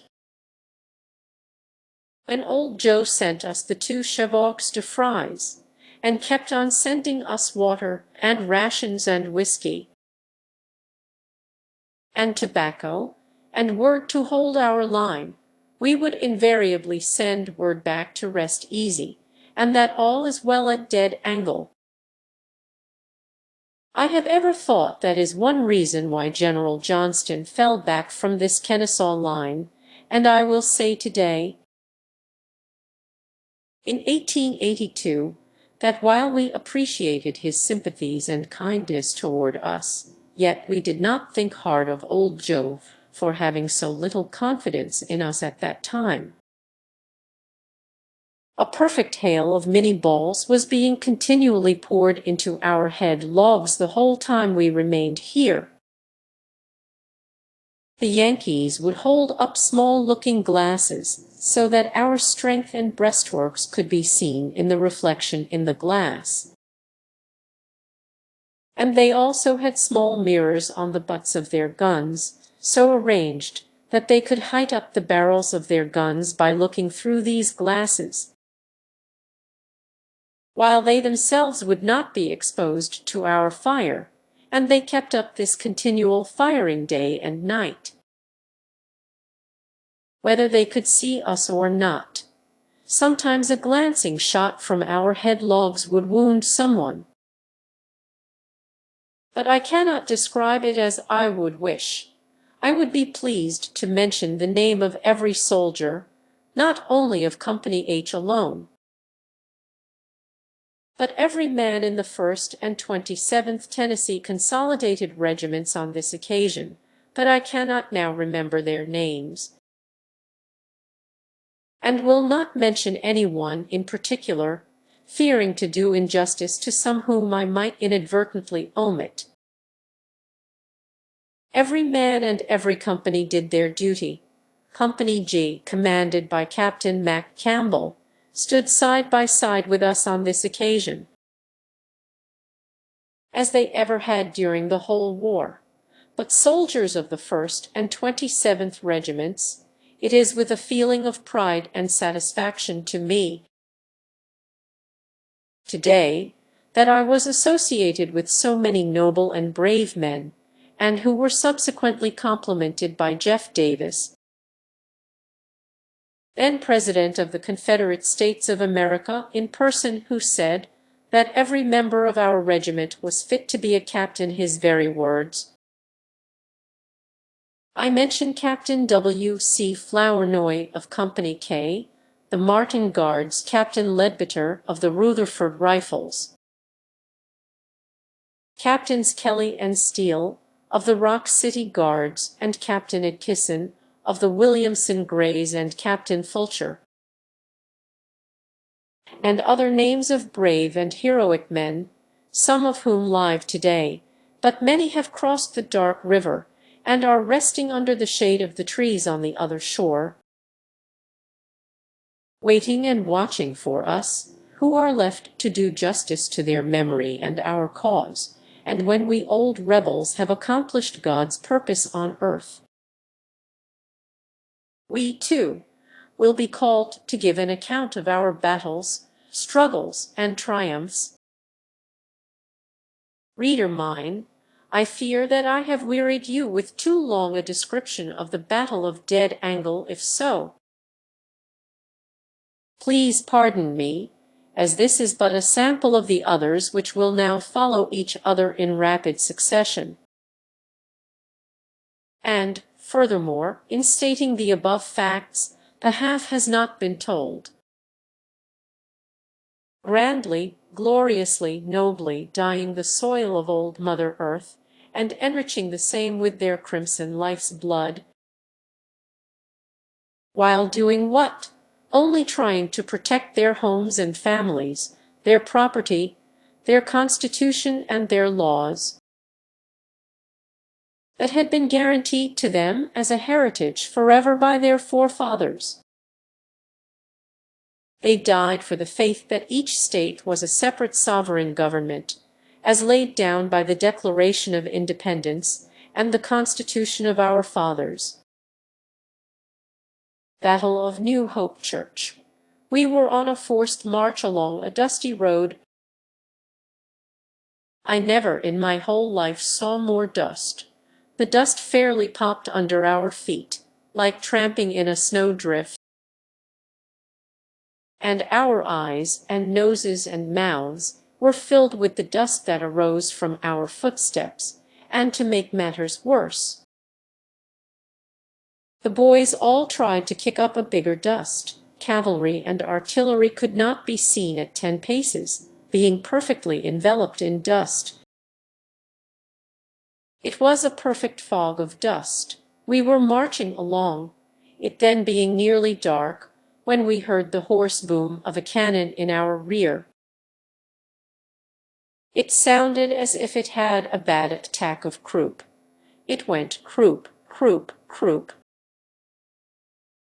The order was given to about face, double quick, march.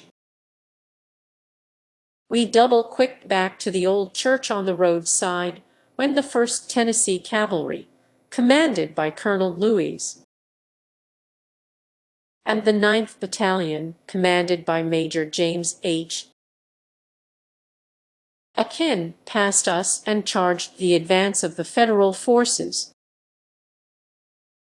We were supporting the cavalry. We heard them open. Deadly missiles were flying in every direction. The peculiar thud of spent balls and balls with shucks tied to their tails were passing over our heads. We were expecting that the cavalry would soon break, and that we would be ordered into action. But the news came from the front that the cavalry were not only holding their position, but were driving the enemy. The earth jarred and trembled. The fire fiend seemed unchained. Wounded men were coming from the front. I asked the litter corps, "Who have you there?" And one answered, "Captain G. Freeman." I asked if he was dangerously wounded, and he simply said, "Shot through both thighs," and passed on. About this time we heard the whoops and cheers of the cavalry, and knew that the Yankees were whipped and falling back. We marched forward and occupied the place held by the cavalry. The trees looked as if they had been cut down for new ground, being mutilated and shivered by musket and cannon balls. Horses were writhing in their death agony, and the sickening odor of battle filled the air. Well, well, those who go to battle may expect to die. An halo ever surrounds the soldier's life, because he is ever willing to die for his country. Battle of Dallas. Breckenridge charges the heights. We are ordered to march to Dallas. Reader, somehow the name and character of General John C.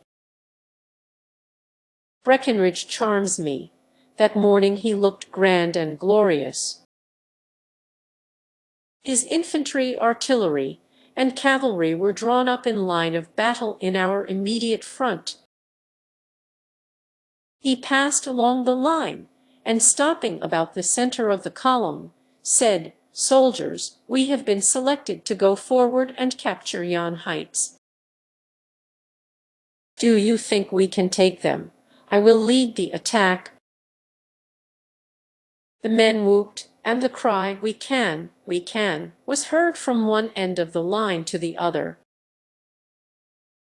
Then, "Forward, guide, center, march," were words repeated by colonels and captains. They debouched through the woods and passed out of sight in a little ravine, when we saw them emerge in an open field and advance right upon the Federal breastworks. It was the grandest spectacle I ever witnessed. We could see the smoke and dust of battle, and hear the shout of the charge, and the roar and rattle of cannon and musketry. But Breckenridge's division continued to press forward without wavering or hesitating. We can see the line of dead and wounded along the track over which he passed. And finally we see our battle flag planted upon the Federal breastworks. I cannot describe the scene. If you, reader, are an old soldier, you can appreciate my failure to give a pen picture of battle. But Breckenridge could not long hold his position. Why we were not ordered forward to follow up his success, I do not know, but remember, reader, I am not writing history. I try only to describe events as I witnessed them. We marched back to the old church on the roadside, called New Hope Church, and fortified, occupying the battlefield of the day before. The stench and sickening odor of dead men and horses were terrible. We had to breathe the putrid atmosphere. The next day, Colonel W. M. for his 48th Tennessee Regiment took position on our right. Now, here were all the Maury County boys got together at New Hope Church. I ate dinner with Captain Joe Love, and Frank Frierson filled my haversack with hardtack and bacon. Battle of Zion Church, July 4th, 1864. The 4th day of July, 12 months before, Pemberton had surrendered 25,000 soldiers, 200 pieces of artillery, and other munitions of war in proportion at Vicksburg. The Yankees wanted to celebrate the day. They thought it was their lucky day, but old Joe thought he had as much right to celebrate the Sabbath day of American independence as the Yankees had. And we celebrated it. About dawn, continued boom of cannon reverberated over the hills, as if firing a 4th of July salute. I was standing on top of our works, leveling them off with a spade. A sharpshooter fired at me, but the ball missed me and shot William A. Graham through the heart. He was as noble and brave a soldier as ever drew the breath of life, and lacked but a few votes of being elected captain of Company H. At the reorganization, he was smoking his pipe when he was shot. We started to carry him to the rear, but he remarked, "Boys, it is useless. Please lay me down and let me die." I have never in my life seen anyone meet death more philosophically. He was dead in a moment. General A. J. Vaughan, commanding General Preston Smith's brigade, had his foot shot off by a cannonball a few minutes afterwards. It seemed that both Confederate and Federal armies were celebrating the 4th of July. I cannot now remember a more severe artillery duel. 200 cannon were roaring and belching like blue blazes. It was but a battle of cannonade all day long. It seemed as though the Confederate and Federal cannons were talking to each other. Sometimes a ball passing over would seem to be mad, then again some would seem to be laughing, some would be mild.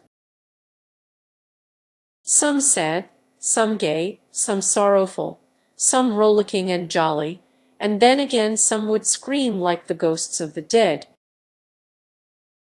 In fact, they gave forth every kind of sound that you could imagine.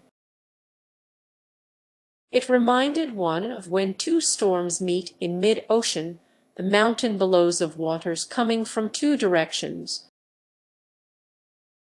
lash against the vessel's side, while the elements are filled with roaring, thundering, and lightning. You could almost feel the earth roll and rock like a drunken man, or a ship, when she rides the billows in an awful storm.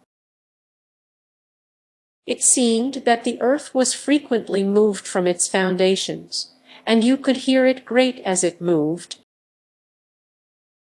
But all through that storm of battle, every soldier stood firm, for we knew that old Joe was at the helm. Kingston. Here General Johnston issued his first battle order, that thus far he had gone and intended to go no further. His line of battle was formed, his skirmish line was engaged, the artillery was booming from the rebel lines. Both sides were now face to face. There were no earthworks on either side. It was to be an open field and a fair fight. When fall back, what's the matter? I do not know how we got the news. Here is what is told us, and so it was, every position we ever took. When we fell back, the news would be, Hood's line is being enfiladed, and they are decimating his men, and he can't hold his position. But we fell back and took a position at Cassville. Our line of battle was formed at Cassville. I never saw our troops happier or more certain of success. A sort of grand halo illumined every soldier's face. You could see self-confidence in the features of every private soldier. We were confident of victory and success. It was like going to a frolic or a wedding. Joy was welling up in every heart. We were going to whip and rout the Yankees. It seemed to be anything else than a fight. The soldiers were jubilant. Gladness was depicted on every countenance. I honestly believe that had a battle been fought at this place, every soldier would have distinguished himself. I believe a sort of fanaticism had entered their souls, that whoever was killed would at once be carried to the seventh heaven. I am sure of one thing, that every soldier had faith enough in old Joe to have charged Sherman's whole army. When halt, retreat. What is the matter? General Hood says they are enfilading his line, and are decimating his men. And he can't hold his position. The same old story repeats itself. Old Joe's army is ever face to face with Sherman's incendiaries.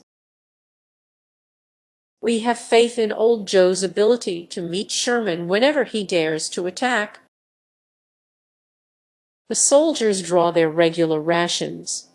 Every time a blue coat comes in sight, there is a dead Yankee to bury. Sherman is getting cautious, his army hacked. Thus we continue to fall back for 4 months, day by day. For 110 days, fighting every day and night. On the banks of the Chattahoochee, our army had crossed the Chattahoochee. The Federal army was on the other side, our pickets on the south side, the Yankees on the north side. By a tacit agreement, as had ever been the custom, there was no firing across the stream. That was considered the boundary. It mattered not how large or small the stream, pickets rarely fired at each other. We would stand on each bank and laugh and talk and brag across the stream. One day, while standing on the banks of the Chattahoochee, a Yankee called out, "Johnny, oh Johnny, oh, Johnny Reb." Johnny answered, "What do you want?" "You are whipped, aren't you?" "No, the man who says that is a liar, a scoundrel, and a coward." Well, anyhow, Joe Johnston is relieved of the command. What? General Joseph E. Johnston is relieved. What is that you say? General Joseph E. Johnston is relieved, and Hood appointed in his place. You are a liar, and if you will come out and show yourself, I will shoot you down in your tracks, you lying Yankee galoot. That's more than I will stand. If the others will hands off, I will fight a duel with you. Now, show your manhood. Well, reader, every word of this is true, as is everything in this book. Both men loaded their guns and stepped out to their plates. They were both to load and fire at will, until one or both were killed. They took their positions without either trying to get the advantage of the other. Then someone gave the command to fire at will, commence firing. They fired 7 shots each. At the 7th shot, poor Johnny Reb fell a corpse, pierced through the heart. Removal of General Joseph E. Johnston. Such was the fact. General Joseph E. Johnston had been removed and General J. B. Hood appointed to take command. Generals Hardee and Kirby Smith, 2 old veterans who had been identified with the Army of Tennessee from the beginning, resigned. We had received the intelligence from the Yankees. The relief guard confirmed the report. All the way from Rocky Face Ridge to Atlanta was a battle of 100 days.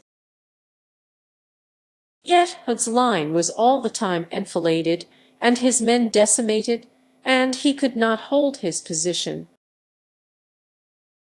Old Joe Johnston had taken command of the Army of Tennessee when it was crushed and broken, at a time when no other man on earth could have united it.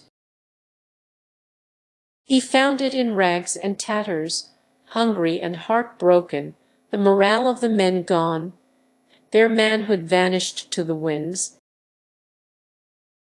their pride a thing of the past. Through his instrumentality and skillful manipulation, all these had been restored. We had been under his command nearly 12 months. He was more popular with his troops day by day. We had made a long and arduous campaign, lasting 4 months. There was not a single day in that 4 months that did not find us engaged in battle with the enemy. History does not record a single instance of where one of his lines was ever broken, not a single rout. He had not lost a single piece of artillery. He had dealt the enemy heavy blows. He was whipping them day by day, yet keeping his own men intact. His men were in as good spirits, and as sure of victory at the end of 4 months as they were at the beginning. Instead of the army being depleted, it had grown in strength. 'Tis true, he had fallen back, but it was to give his enemy the heavier blows. He brought all the powers of his army into play, ever on the defensive, 'tis true, yet ever striking his enemy in his most vulnerable part. His face was always to the foe. They could make no movement in which they were not anticipated. Such a man was Joseph E. Johnston, and such his record. Farewell, old fellow. We privates loved you because you made us love ourselves. Hardee, our old corps commander, whom we had followed for nearly 4 years, and whom we had loved and respected from the beginning, has left us. Kirby Smith has resigned and gone home. The spirit of our good and honored Leonidas Polk is in heaven, and his body lies yonder on the Kennesaw line. General Breckenridge and other generals resigned. I lay down my pen. I can write no more. My heart is too full, reader. This is the saddest chapter I ever wrote. But now, after 20 years, I can see where General Joseph E. Johnston made many blunders in not attacking Sherman's line at some point. He was better on the defensive than the aggressive, and hence this pecare in bello non licet. General Hood takes command. It came like a flash of lightning, staggering and blinding everyone. It was like applying a lighted match to an immense magazine. It was like the successful gambler, flushed with continual winnings, who staked his all and lost. It was like the end of the Southern Confederacy. Things that were not. It was the end. The soldier of the relief guard who brought us the news while picketing on the banks of the Chattahoochee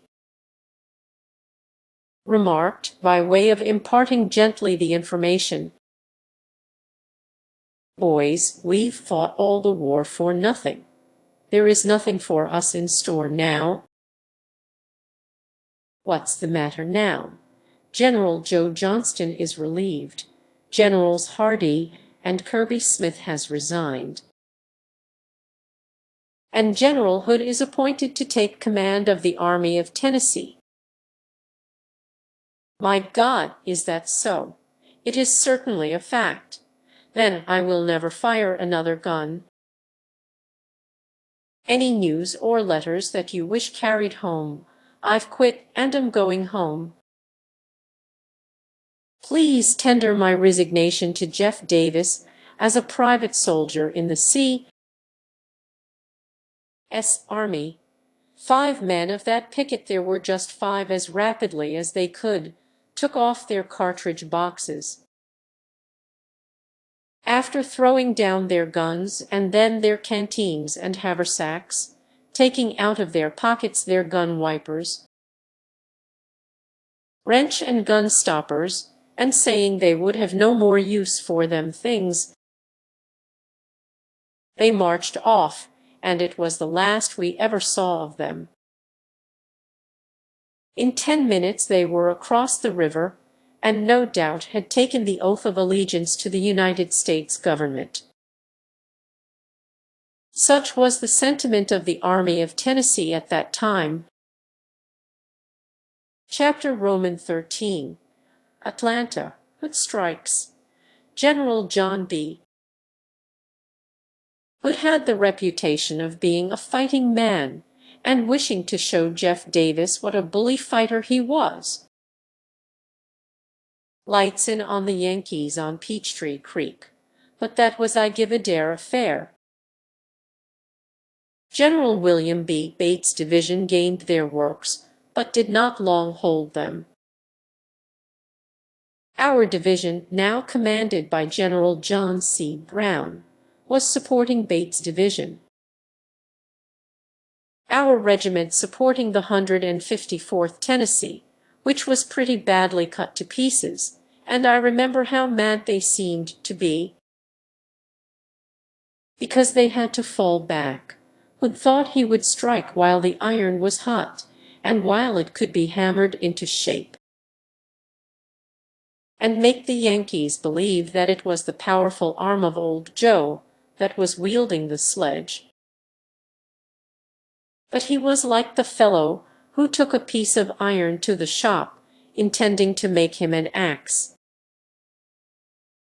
After working for some time and failing, he concluded he would make him a wedge, and failing in this, said, "I will make a skio." So he heats the iron red hot, and drops it into the slack tub, and it went skeow.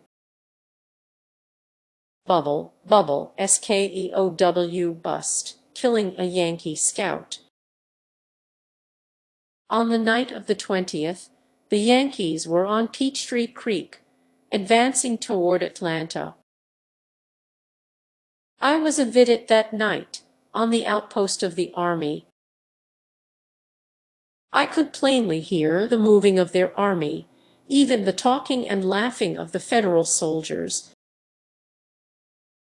I was standing in an old sedge field. About midnight everything quieted down. I was alone in the darkness, left to watch while the army slept. The pale moon was on the wane, a little yellow arc, emitting but a dim light, and the clouds were lazily passing over it, while the stars seemed trying to wink and sparkle and make night beautiful. I thought of God, of heaven, of home, and I thought of Jenny, her whom I had ever loved, and who had given me her troth in all of her maiden purity, to be my darling bride so soon as the war was over. I thought of the scenes of my childhood, my schoolboy days. I thought of the time when I left peace and home for war and privations. I had Jenny's picture in my pocket Bible, alongside of a braid of her beautiful hair. And I thought of how good, how pure, and how beautiful was the woman who, if I lived, would share my hopes and struggles, my happiness as well as troubles, and who would be my darling bride, and happiness would ever be mine. An owl had lit on an old tree near me and began to who are you?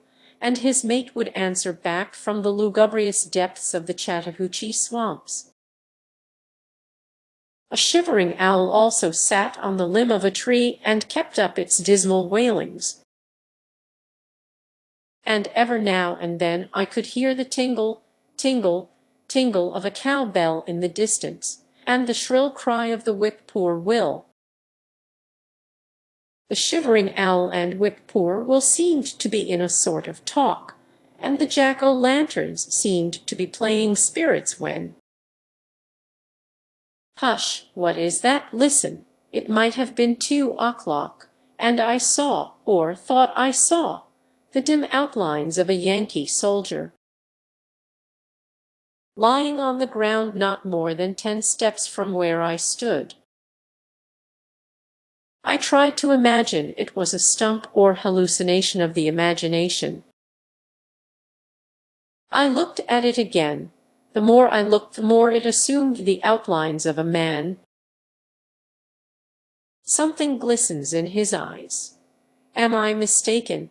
Tut, tut, it's nothing but a stump. You are getting demoralized. What? It seems to be getting closer. There are 2 tiny specks that shine like the eyes of a cat in the dark. Look here, thought I, you are getting nervous. Well, I can stand this doubt and agony no longer. I am going to fire at that object anyhow, let come what will. I raised my gun, placed it to my shoulder, took deliberate aim, and fired, and wow, the most unearthly scream I ever heard greeted my ears. I broke and run to a tree nearby, and had just squatted behind it, when zip, zip, 2 balls from our picket post struck the tree in 2 inches of my head. I hallooed to our picket not to fire, that it was me did it. I went back, and says I, who fired those 2 shots. 2 fellows spoke up and said that they did it. No sooner was it spoken than I was on them like a duck on a June bug, pudneys at Calcibus. We fought and fit and gouged and bit, right there in that picket post. I have the marks on my face and forehead where one of them struck me with a Yankee zinc canteen, filled with water. I do not know which whipped. My friends told me that I whipped both of them, and I suppose their friends told them that they had whipped me. All I know is they both run, and I was bloody from head to foot, from where I had been cut in the forehead and face by the canteens. This all happened one dark night in the month of July, 1864, in the rifle pit in front of Atlanta. When day broke the next morning, I went forward to where I had shot at the boogaboo of the night before. And right there I found a dead Yankee soldier, fully accoutered for any emergency, his eyes wide open. I looked at him, and I said, "Old fellow, I am sorry for you, didn't know it was you, or I would have been worse scared than I was. You are dressed mighty fine, old fellow, but I don't want anything you have got but your haversack." It was a nice haversack, made of chamois skin. I kept it until the end of the war, and when we surrendered at Greensboro, N.C., I had it on. But the other soldiers who were with me went through him and found $12 in greenback, a piece of tobacco, a gun wiper and gun stopper and wrench, a looking-glass and pocket comb, and various and sundry other articles. I came across that dead Yankee 2 days afterwards, and he was as naked as the day he came into the world, and was as black as a Negro, and was as big as a skinned horse. He had mortified. I recollect of saying, "Ugh, ugh," and of my hat being lifted off my head by my hair, which stood up like the quills of the fretful porcupine. He scared me worse when dead than when living, an old citizen. But, after the little unpleasant episode in the rifle pit, I went back and took my stand. When nearly day, I saw the bright and beautiful star in the east rise above the tree-tops, and the gray fog from off the river begun to rise. and every now and then could hear a far-off chicken crow. While I was looking toward the Yankee line, I saw a man riding leisurely along on horseback and singing a sort of humdrum tune. I took him to be some old citizen. He rode on down the road toward me, and when he had approached, "Who goes there?" he immediately answered, "A friend." I thought that I recognized the voice in the darkness, and said I, "Who are you?" He spoke up and gave me his name. "Then," said I, "advance, friend, but you are my prisoner." He rode on toward me, and I soon saw that it was Mr. Mumford Smith. I was very glad to see him, and as soon as the relief guard came, I went back to camp with him. I do not remember of ever in my life being more glad to see any person. He had brought a letter from home from my father, and some Confederate old issue bonds, which I was mighty glad to get, and also a letter from the gal I left behind me, enclosing a rosebud and 2 apple blossoms, resting on an arbor vitae leaf, and this on a little piece of white paper, and on this was written a motto which I will have to tell for the young folks. "Receive me, such as I am, would that I were of more use for your sake." Jenny, now, that was the bouquet part.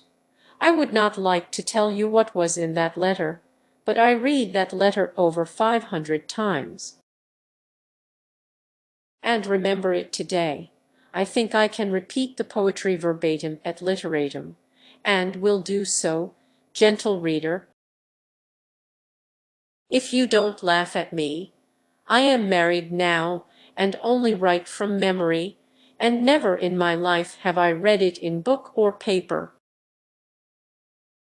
And only in that letter, "I love you," oh, how dearly words too faintly but express.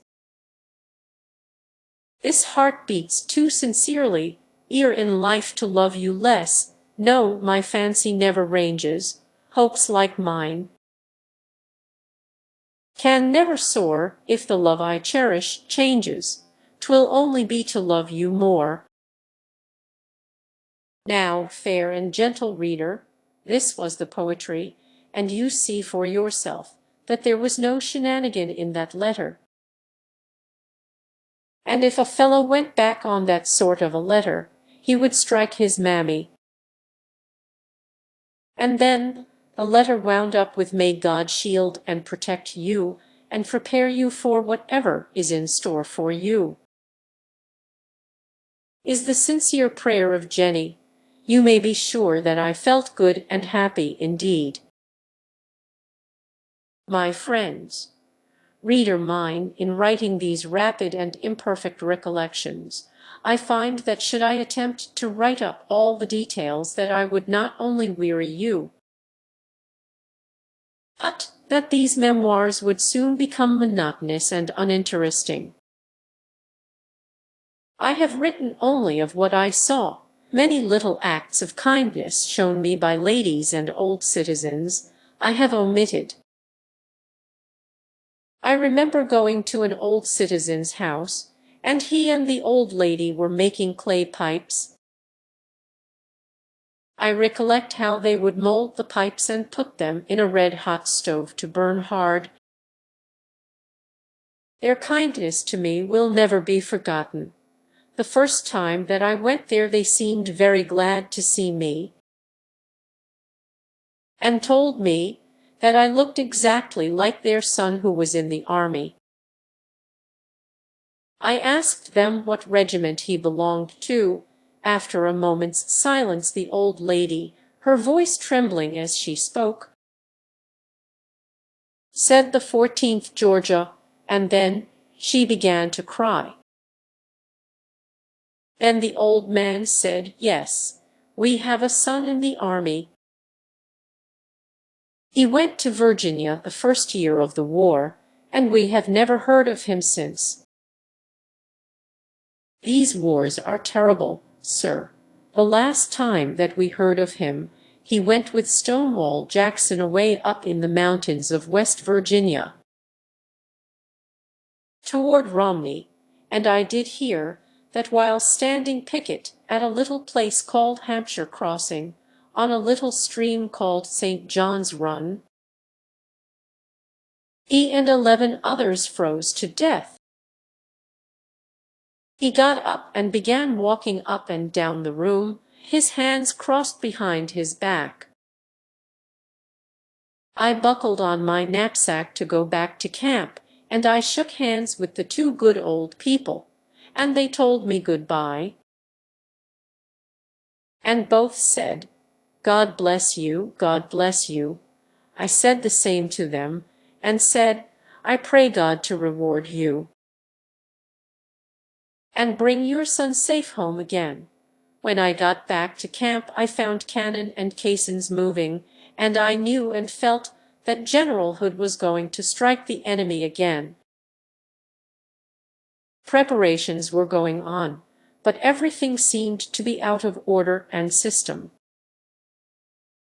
Men were cursing, and seemed to be dissatisfied and unhappy, but the army was moving. A body without limbs, an army without cavalry. Forrest's cavalry had been sent to Mississippi. Wheeler's cavalry had been sent to North Carolina and East Tennessee. Hood had sent off both of his arms, for cavalry was always called the most powerful arm of the service. The infantry were the feet, and the artillery the body. Now, Hood himself had no legs, and but one arm, and that one in a sling. The most terrible and disastrous blow that the South ever received was when Hon. Jefferson Davis placed General Hood in command of the Army of Tennessee. I saw, I will say, thousands of men cry like babies, regular, old-fashioned boo-hoo, boo-hoo, boo-hoo. Now, Hood sent off all his cavalry right in the face of a powerful army, by order and at the suggestion of Jeff Davis, and was using his cannon as feelers. Oh God, ye gods, I get sick at heart even at this late day when I think of it. I remember the morning that General Wheeler's cavalry filed by our brigade, and of their telling us goodbye. Boys, goodbye, boys. The 1st Tennessee Cavalry and 9th Battalion were both made up in Maury County. I saw John J. Stephenson, my friend and step-brother, and David F. Watkins, my own dear brother, and Arch Lipscomb, Joe Fussell, Captain Kinzer, Jack Gordon, George Martin,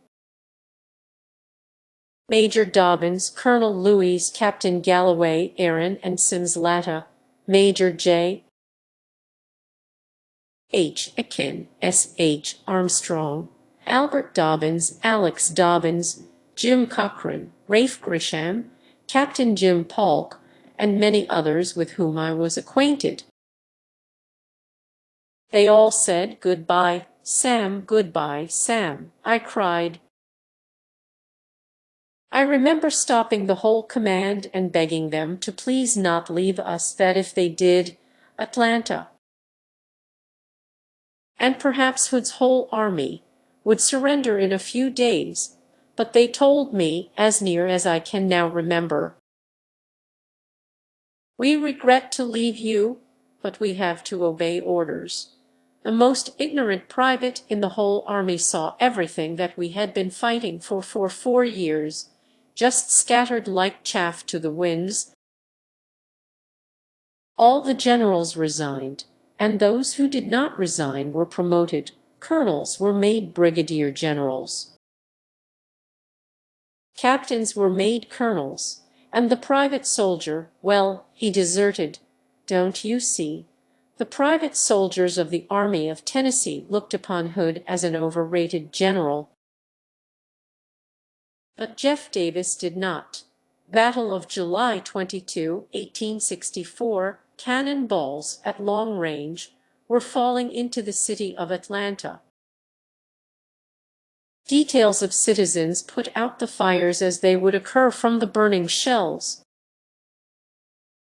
We could see the smoke rise and hear the shells pass away over our heads as they went on toward the doomed city. One morning Chetham's corps marched out and through the city, we knew not whither, but we soon learned that we were going to make a flank movement. After marching 4 or 5 miles, we about faced and marched back again to within 200 yards of the place from whence we started. It was a flank movement, you see, and had to be counted that way anyhow. Well, now as we had made the flank movement, we had to storm and take the Federal lines, because we had made a flank movement. You see, when one army makes a flank movement, it is courtesy on the part of the other army to recognize the flank movement and to change his base. Why, sir, if you don't recognize a flank movement, you ain't a graduate of West Point. Hood was a graduate of West Point, and so was Sherman. But unfortunately there was Mynheer Dutchman commanding McPherson had gone to dinner the corps that had been flanked,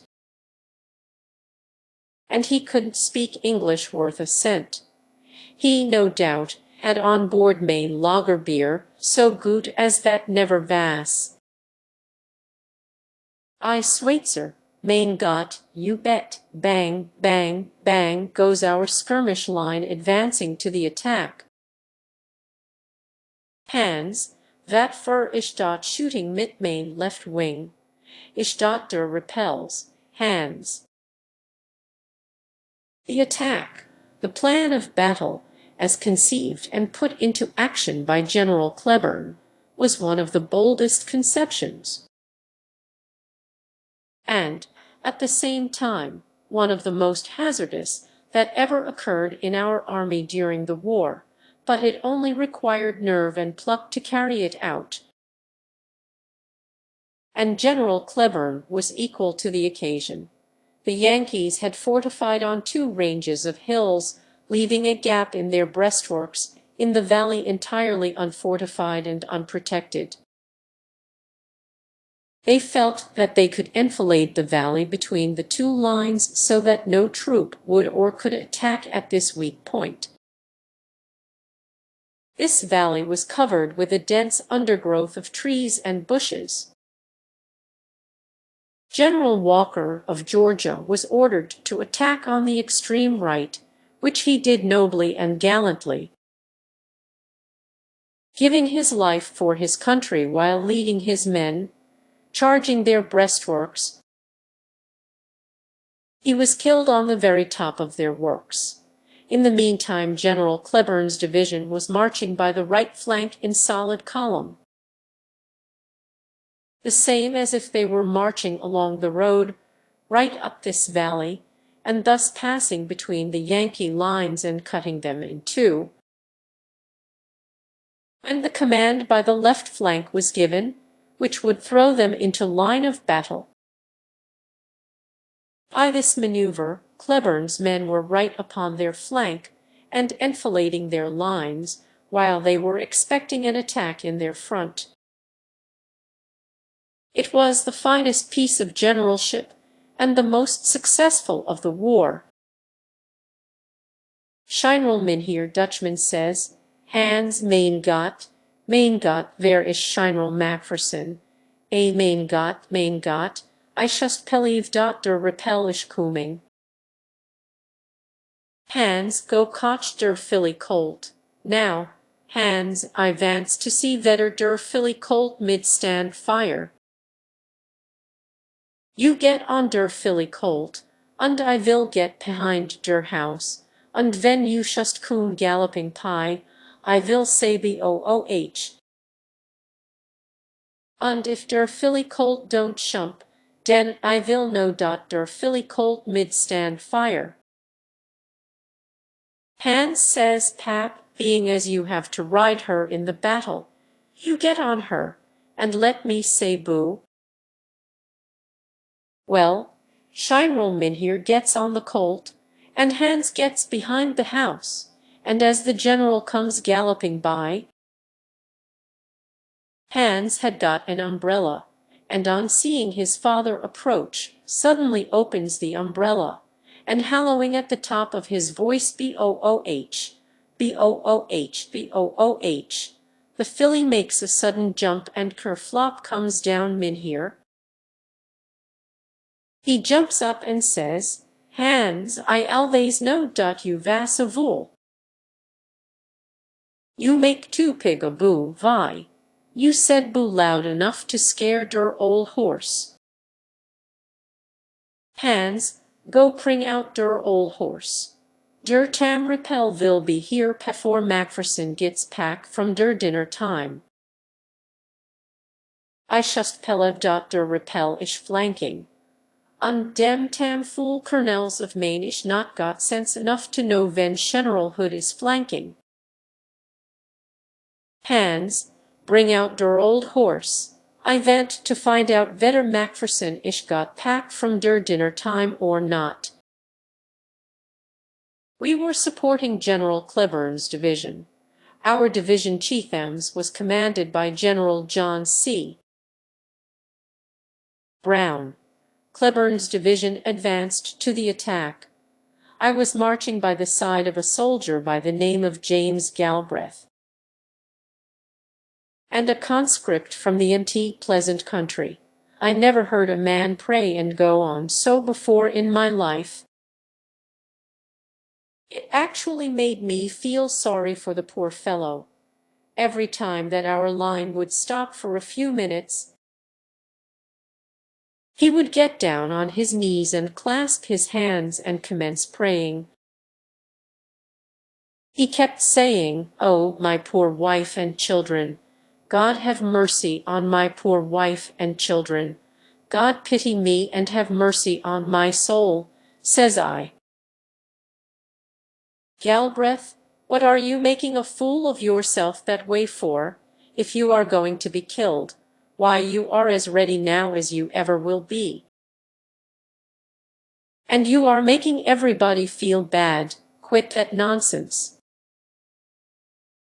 He quit, but kept mumbling to himself, God have mercy, God have mercy.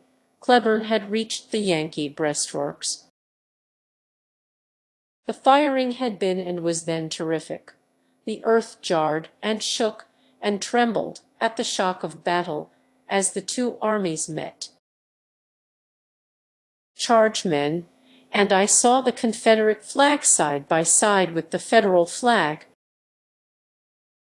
A courier dashed up and said, General Cleburne has captured their works advance and attack upon his immediate left. Attention forward, a discharge of cannon, and a ball tore through our ranks. I heard Galbraith yell out, "Oh God, have mercy on my poor soul." The ball had cut his body nearly in two, poor fellow. He had gone to his reward. We advanced to the attack on Cleburne's immediate left.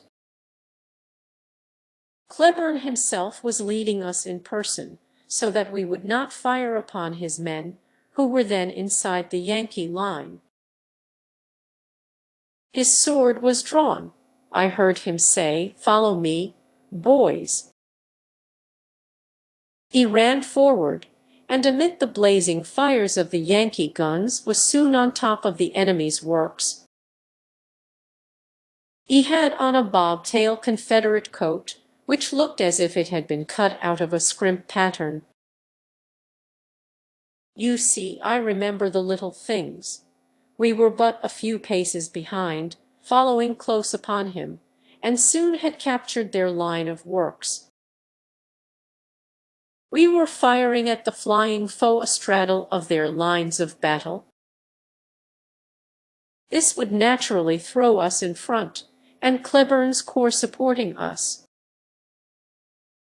The Yankee lines seemed routed. We followed in hot pursuit, but from their main line of entrenchment, which was diagonal to those that we had just captured,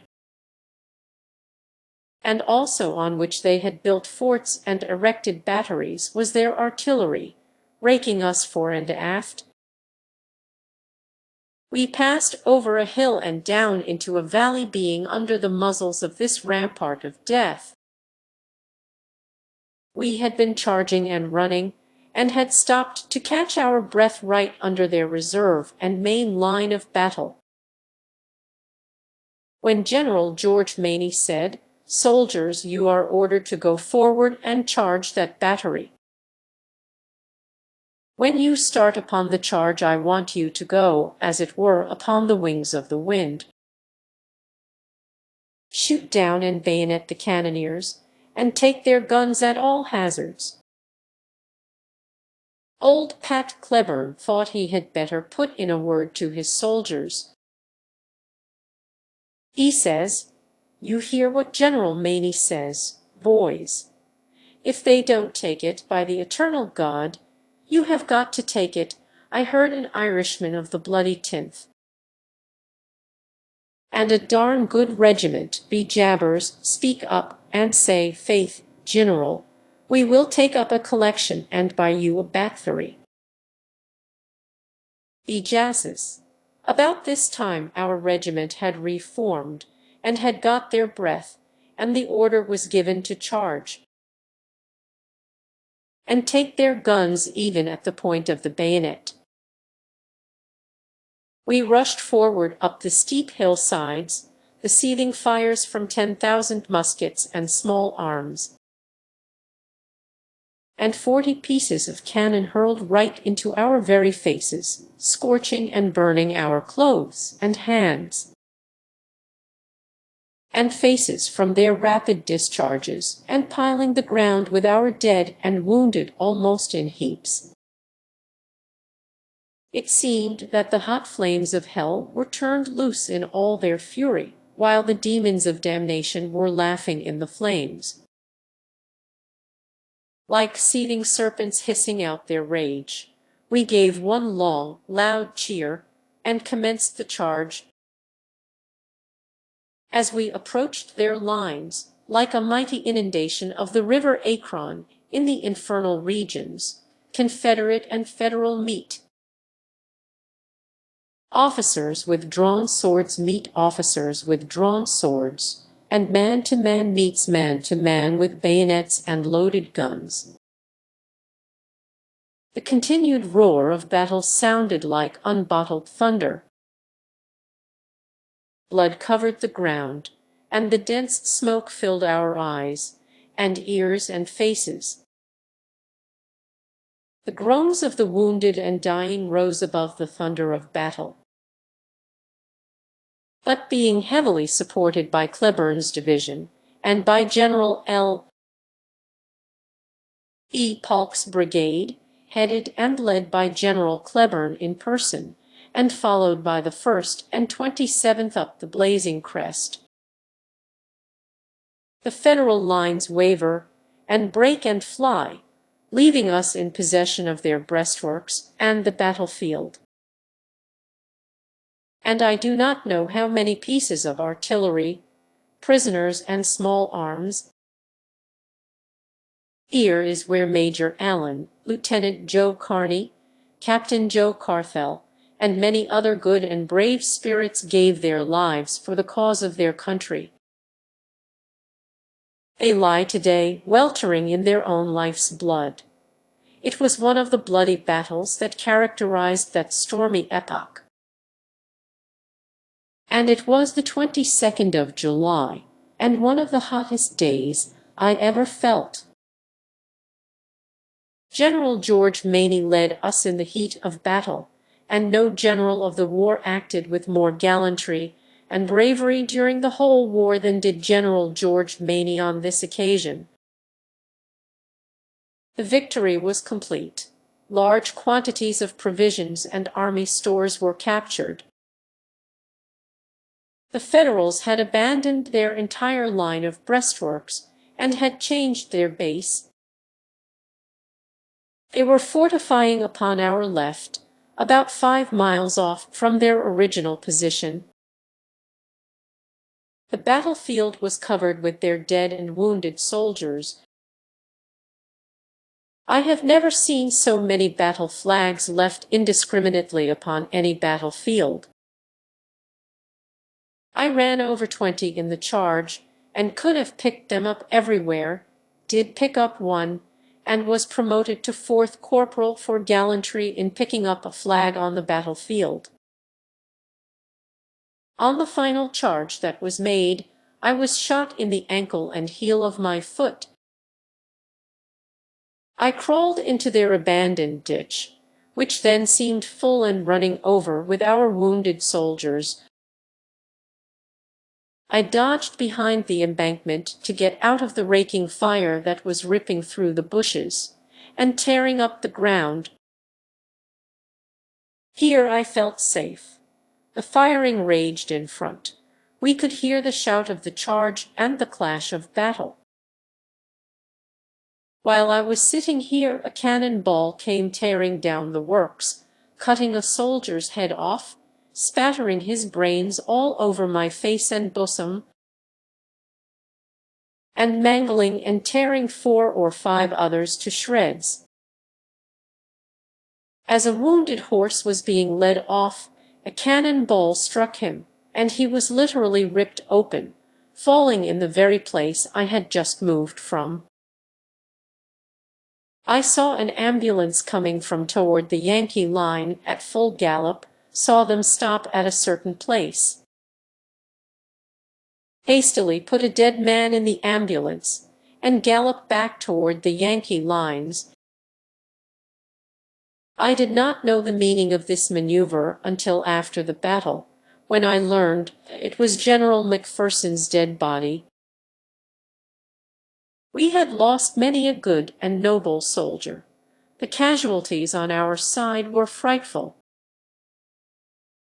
Generals, colonels, captains, lieutenants, sergeants, corporals, and privates were piled indiscriminately everywhere. Cannon, caissons, and dead horses were piled pell-mell. It was the picture of a real battlefield. Blood had gathered in pools, and in some instances had made streams of blood.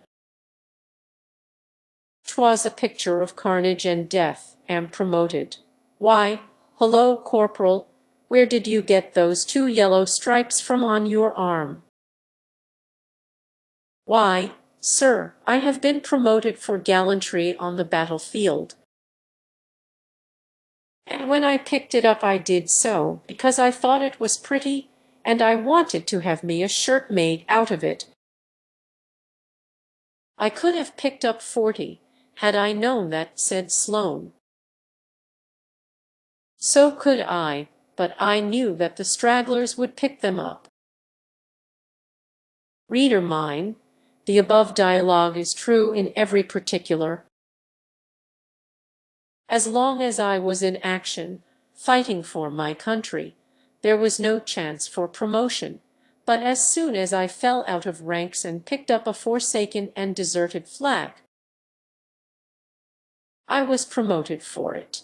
I felt sorter cheap when complimented for gallantry, and the high honor of 4th corporal was conferred upon me.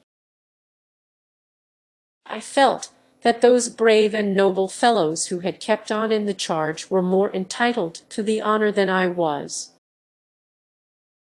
For when the ball struck me on the ankle and heel, I did not go any further. And had I only known that picking up flags entitled me to promotion, and that every flag picked up would raise me 1 notch higher, I would have quit fighting and gone to picking up flags, and by that means I would have soon been President of the Confederate States of America. Honors now begin to cluster around my brow, This is the laurel and ivy that is entwined around the noble brows of victorious and renowned generals. I honestly earned the exalted honor of fourth corporal by picking up a Yankee battle flag on the 22nd day of July. At Atlanta, 28th of July at Atlanta. Another battle was fought by Generals Stephen D. Lee and Stuart's corps on the 28th day of July. I was not in it, neither was our corps, but from what I afterwards learned, the Yankees got the best of the engagement, but our troops continued fortifying Atlanta. No other battles were ever fought at this place. I visit Montgomery. Our wounded were being sent back to Montgomery. My name was put on the wounded list. We were placed in a box car and whirling down to West Point, where we changed cars for Montgomery. The cars drew up at the depot at Montgomery, and we were directed to go to the hospital. When we got off the cars, little huckster stands were everywhere: apples, oranges, peaches, watermelons, everything. I know that I never saw a greater display of eatables in my whole life.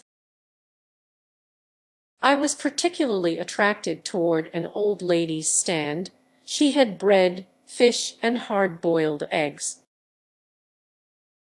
The eggs were what I was hungry for, says I. Madam, how do you sell your eggs? 2 for $1, she said. How much is your fish worth? A piece of bread and a piece of fish for $1. Well, madam, put out your fish and eggs. The fish were hot and done to a crisp, actually frying in my mouth, crackling and singing as I bit off a bite. It was good, I tell you. The eggs were a little over half done. I soon demolished both, and it was only an appetizer. I invested a couple of dollars more, and thought that maybe I could make out till supper time. As I turned around, a smiling, one-legged man asked me if I wouldn't like to have a drink. Now, if there was anything that I wanted at that time, it was a drink. How do you sell it? Says I. $1 a drink, said he. Pour me out a drink. It was a tin cap box. I thought that I knew the old fellow, and he kept looking at me as if he knew me. Finally, he said to me, "It seems that I ought to know you." I told him that I reckon he did, as I had been there. "Ain't your name Sam?" said he. "That is what my mother called me." Well, after shaking hands, it suddenly flashed upon me who the old fellow was. I knew him well. He told me that he belonged to Captain Ed O'Neill's company, 2nd Tennessee Regiment, General William B. Bates' corps, and that his leg had been shot off at the first Battle of Manassas, and at that time he was selling cheap whiskey and tobacco for a living at Montgomery, Alabama. I tossed off a cap box full and paid him $1. It staggered me, and I said, "That is raw whiskey." "Yes," said he, "all my cooked whiskey is out." "If this is not quite cooked, it is as hot as fire anyhow, and burns like red-hot lava, and the whole dose seems to have got lodged in my windpipe. I might have tasted it, but don't think that I did. All I can remember now is a dim recollection of a nasty,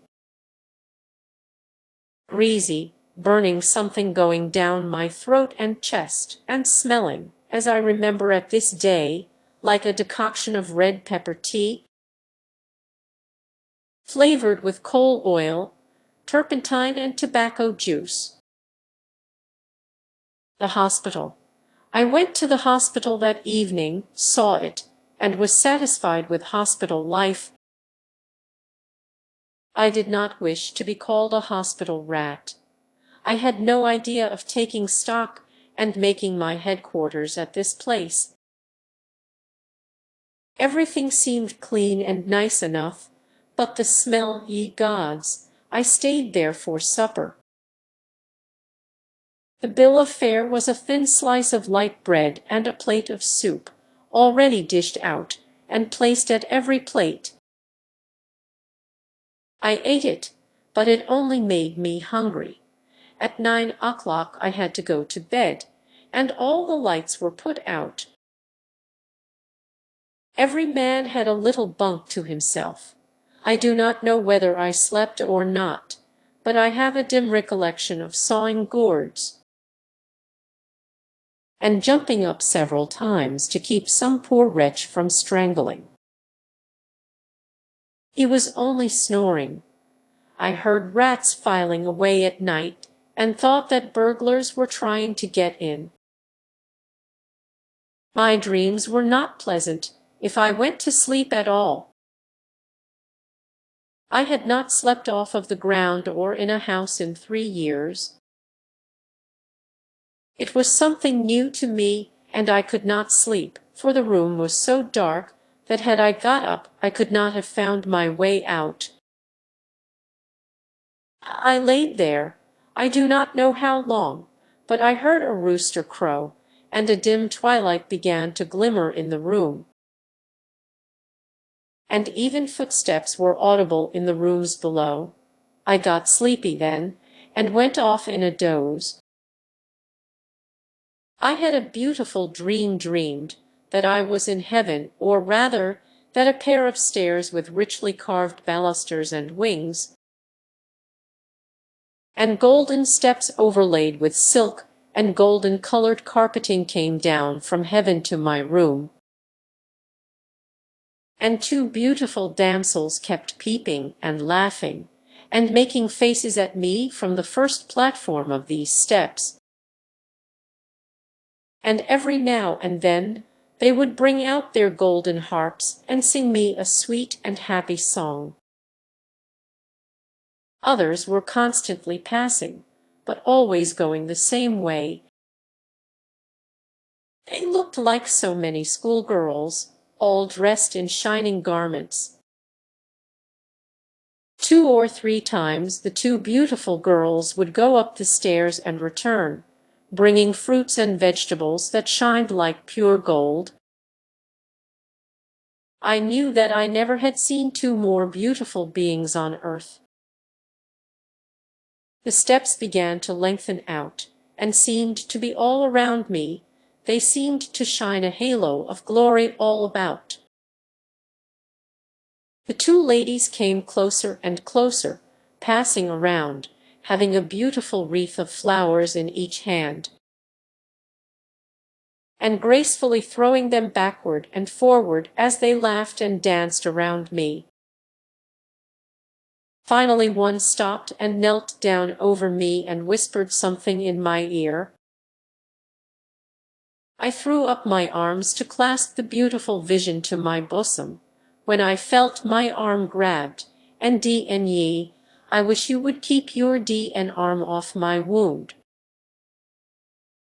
He hurt me, came from the soldier in the next bunk. The sun was shining full in my face. I got up and went down to breakfast. The bill of fare was much better for breakfast than it had been for supper. In fact, it was what is called a Jarvis breakfast. After breakfast, I took a ramble around the city. It was a nice place, and merchandise and other business was being carried on as if there was no war. Hotels were doing a thriving business, steamboats were at the wharf, whistling and playing their calliopes. I remember the one I heard was playing away down on the Suwannee River. To me it seemed that everybody was smiling and happy and prosperous. The Capitol. I went to the Capitol, and it is a fine building, overlooking the city. When I got there, I acted just like everybody that ever visited a fine building. They wanted to go on top and look at the landscape. That is what they all say. Now, I always wanted to go on top, but I never yet thought of landscape. What I always wanted to see was how far I could look, and that is about all that any of them wants. It's mighty nice. Thanks for watching. This video book is provided by StreamBooks.